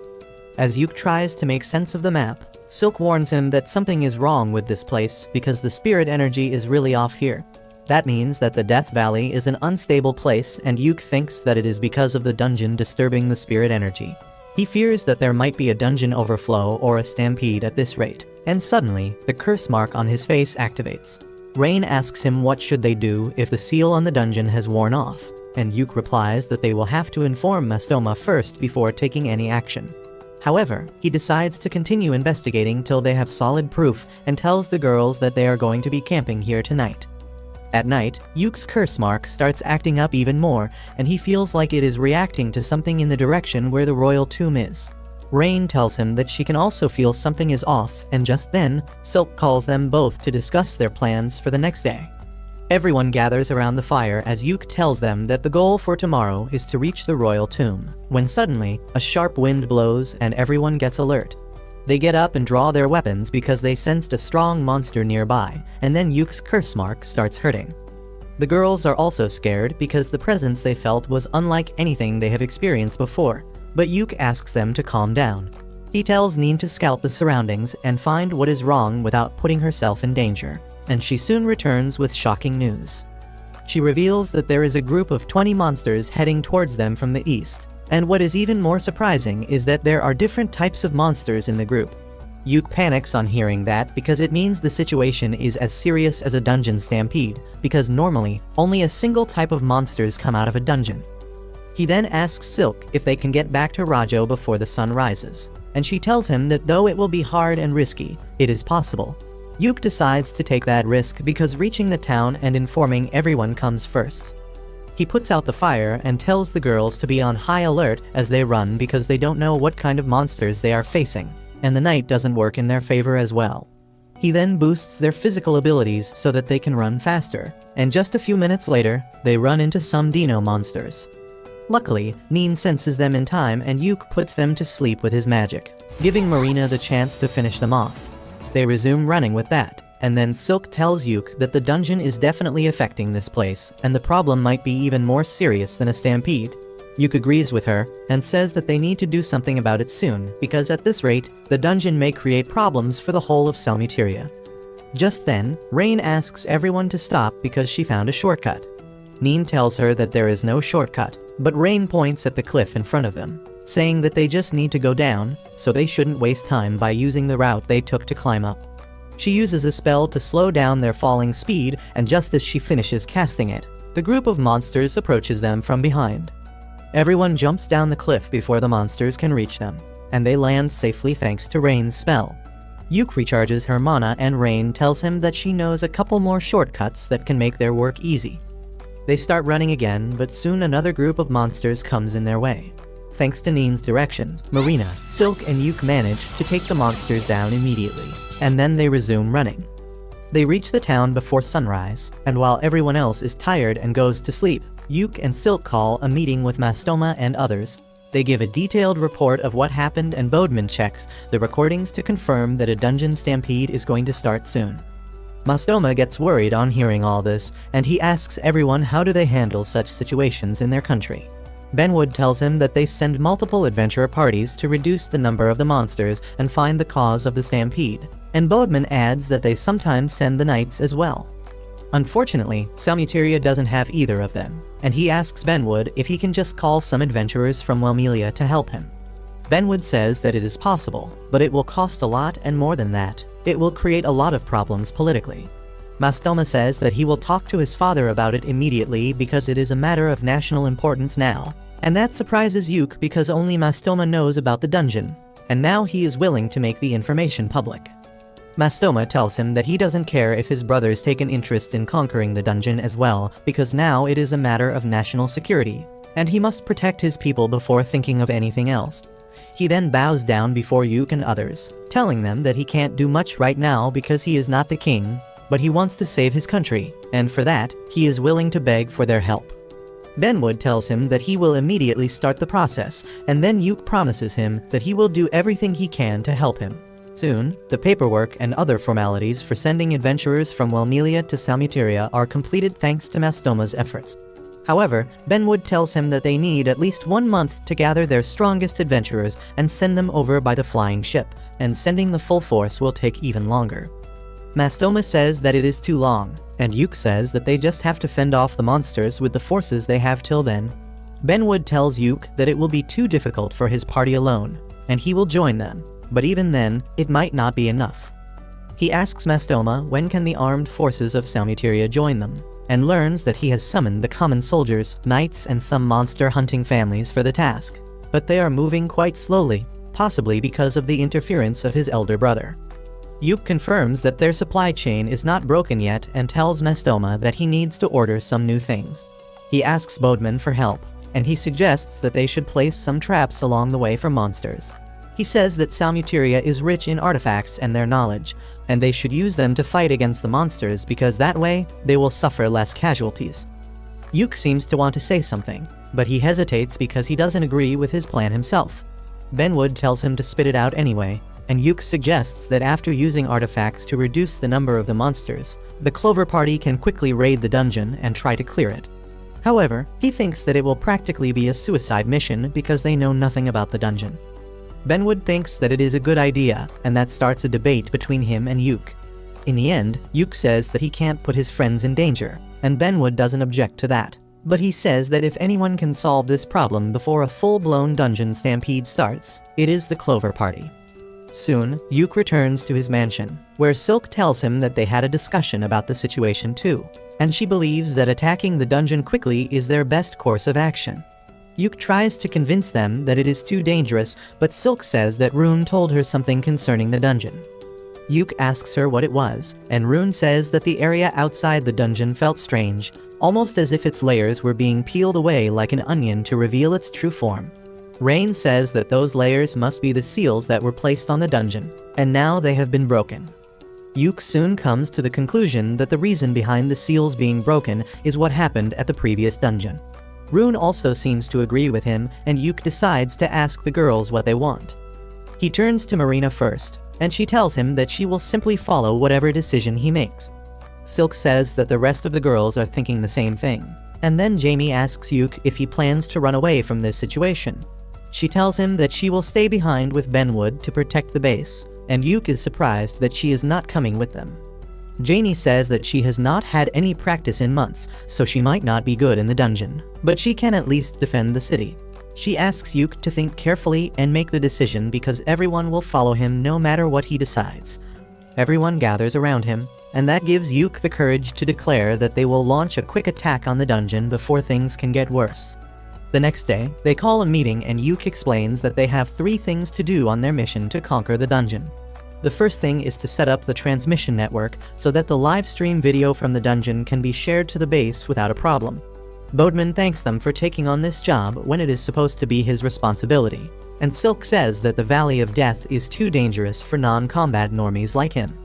Their next mission is to find the best route to enter the dungeon and do a check of the live stream network, and Silk says that they plan to do both of them at once. Yuk adds that if they can find the entry point and the video reaches the city, they will move on to the third part of their mission, which is to conquer the dungeon. Benwood and others tell him that they will handle any monsters that escape during the stampede, and then Yuk asks if anyone has any questions. Rune raises her hand, asking Yuk to take her along. The girls try to tell her that the valley is really dangerous, but Rune says that since she is the Golden Priestess, she can sense distortion in space and time, and if she gets close to the dungeon, she might be able to figure out something. She tells Yuk that there is a lot of distortion in the dungeon here, even though it is not the same as the Golden City. She can't tell anything more than that right now, so everyone decides to let her come along. They set out on the mission the next day, and Yuk and Rain set up the artifacts to transmit the livestream. Yuk gets exhausted pretty quickly because he didn't expect it to be so hard doing something technical, and Silk tells him that he doesn't have to force himself. However, he assures her that he is fine and says that they will camp at the place where they stayed last time.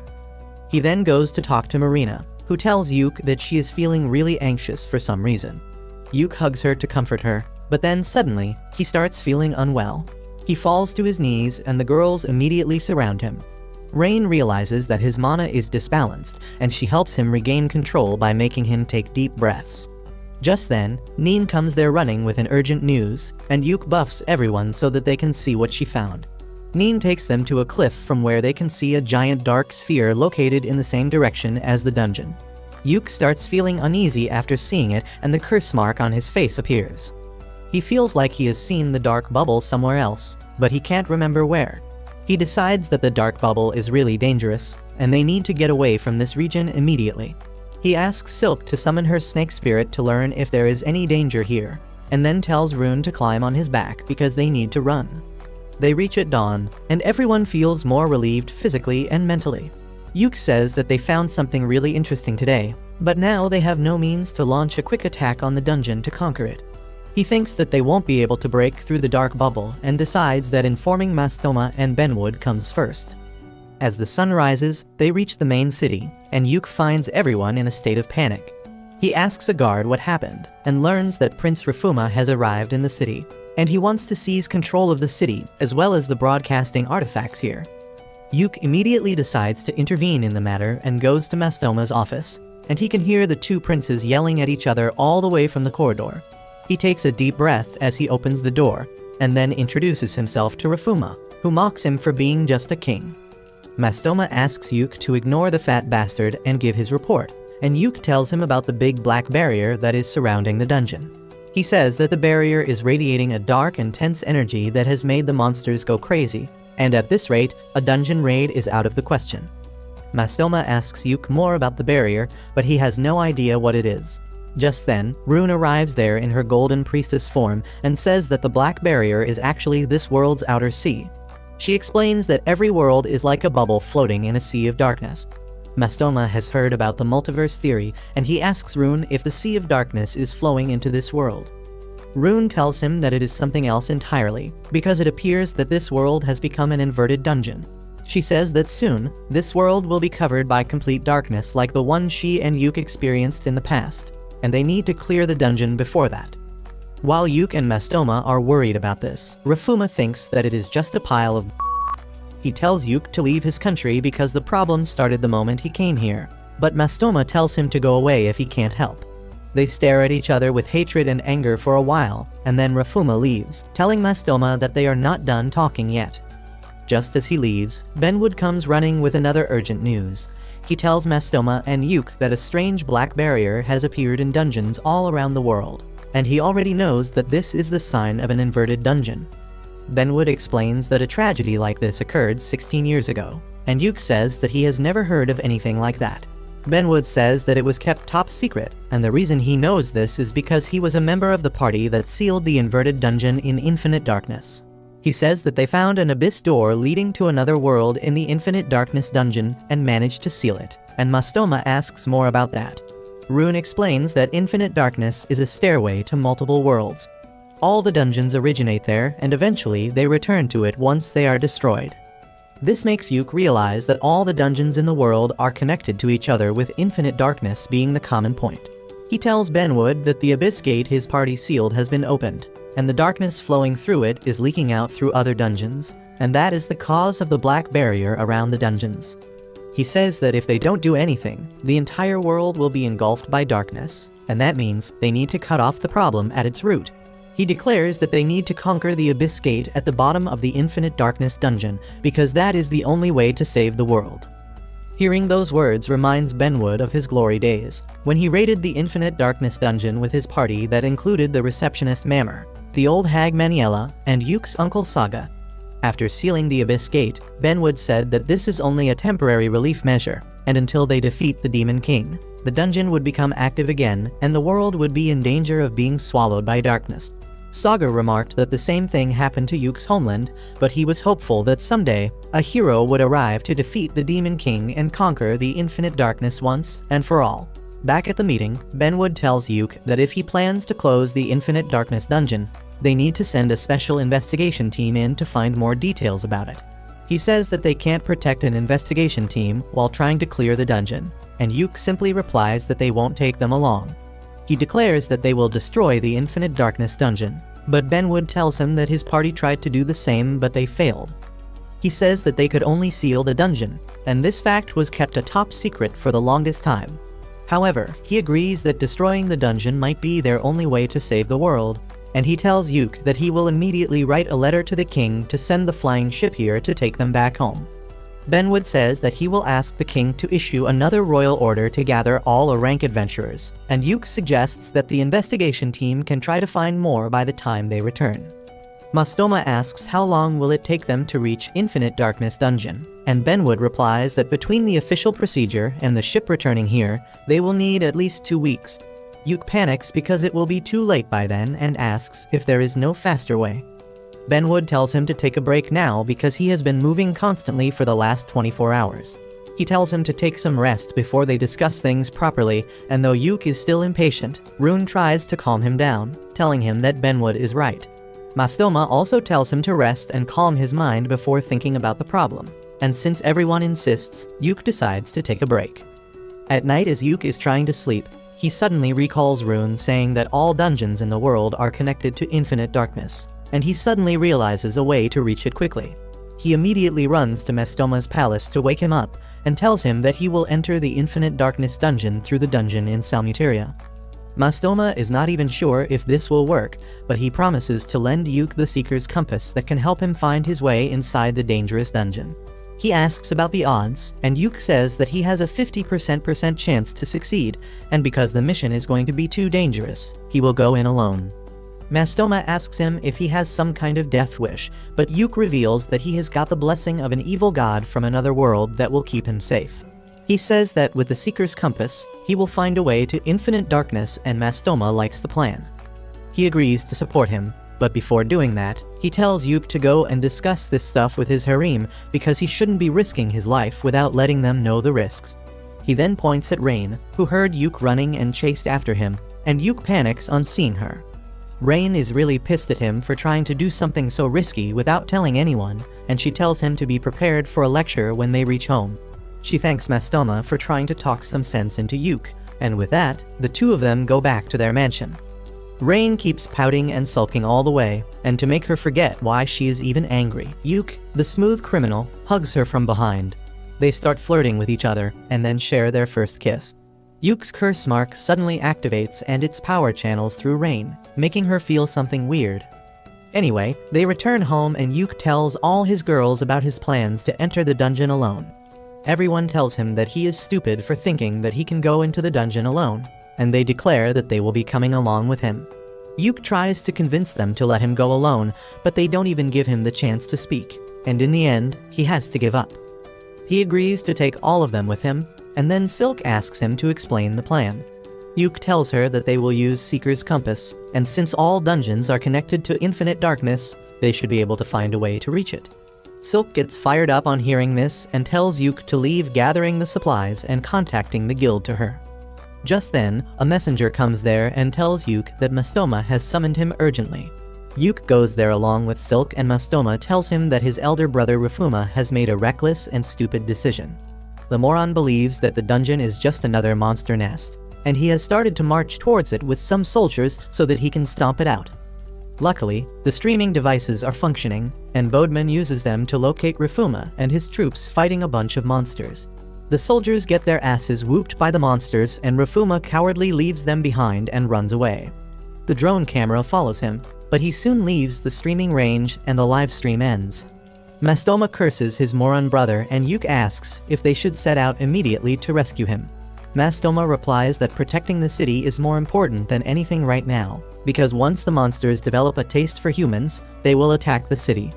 Yuke realizes that it is a serious problem, and he decides to hurry to the dungeon. Benwood asks him if he is serious, and Silk replies on Yuke's behalf that they wanted to form a plan before entering the dungeon, but now they don't have that kind of time. Suddenly, Bodman gets a signal from the drone camera, and he finds Rifuma rolling down the slope towards the dark barrier bubble. Everyone watches intently as Rifuma touches the barrier that is protecting the reverse dungeon inside it, and then suddenly, he turns into a shadow stalker as the energy of the dungeon overwhelms him. He crosses the barrier after that, and Mastoma is confused by what he just saw. Benwood explains that his brother just turned into a shadow stalker, a mysterious monster that appears in the dungeon. He says that now Mastoma has less competition for the throne, and they just discovered how shadow stalkers are born. Silk says that shadow stalkers are basically humans who get turned inside out after touching the reverse dungeon, and Yuke freaks out because he can't risk his girls turning into monsters by taking them to the dungeon. Just when all hope seems to be lost, a familiar face walks through the door, and both Yuke and Benwood are dumbfounded. Yuke's Uncle Saga has returned when the world needs him the most, and he tells Yuke that he has grown up quite nicely. Yuke freaks out and asks how did he return, and more importantly, where was he all this time? Benwood also has the same question because after they sealed infinite darkness in the past, Saga vanished without informing anyone. Saga tells both of them to take a chill pill and then starts talking to Silk, saying that if she is not satisfied with Yuke, she can always get the same genes from his uncle. Mastoma is curious about the new guy too, and once he and Saga are finished introducing themselves, Benwood tells him to get to the point. Saga tells him that he has been busy with a lot of things, but he returned in time to stop the reverse dungeons from devouring the world.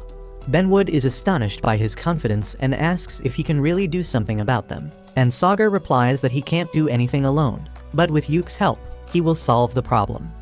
Later that night, Saga goes over to Yuke's mansion, and they catch up on lost time. After teasing Yuke about his harem, Saga gets to the point and tells him that he has a stigmata that common people can't notice. Yuke asks him what is that, and Saga tells him that the curse mark on his face is a part of giving up his humanity.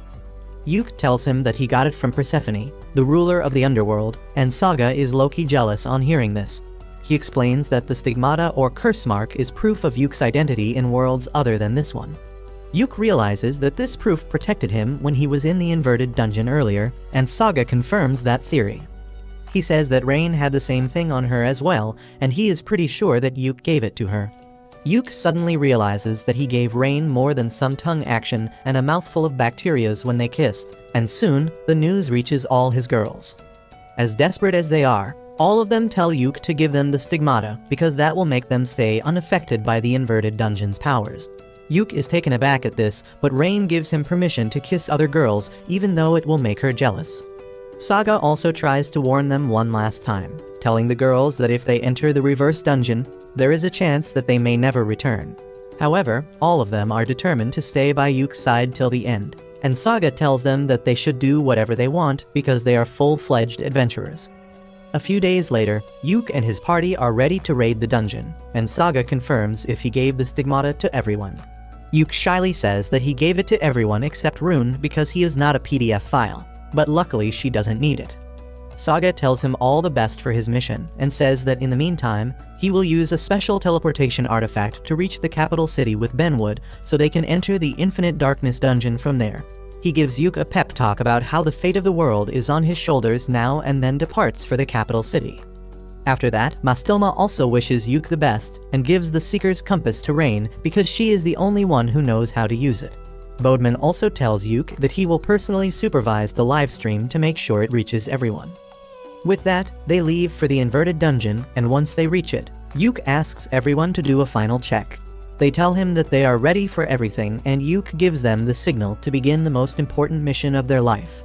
Despite that, he is worried about his girls turning into monsters, but Rain assures him that they will be fine thanks to the stigmata he gave them. Marina also adds that her intuition says that they will be fine, and Silk decides to do something that will get rid of Yuke's worries for good. She summons her snake spirit and asks it to run a stimulation for their future. The snake spirit predicts that there is no future in which they turn into shadow stalkers, and Yuke feels better after hearing that. He then asks Jamie to buff everyone while he refills their mana so that they can be at their peak.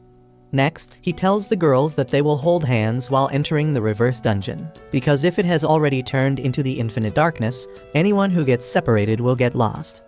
Rain immediately grabs his left hand because she is his main girl, and Silk grabs his right hand because she is the party's vice leader. The rest of the girls hold their hands and they walk towards the barrier together. Yuke is still anxious about it, but they pass through the black bubble without any difficulty, and once they reach inside, everyone is perfectly fine. They are in the dark space of the reverse dungeon, and Yuke activates the livestream drones, hoping that they can still broadcast the video to the outside world. The video does indeed reach the outside world, and everyone eagerly watches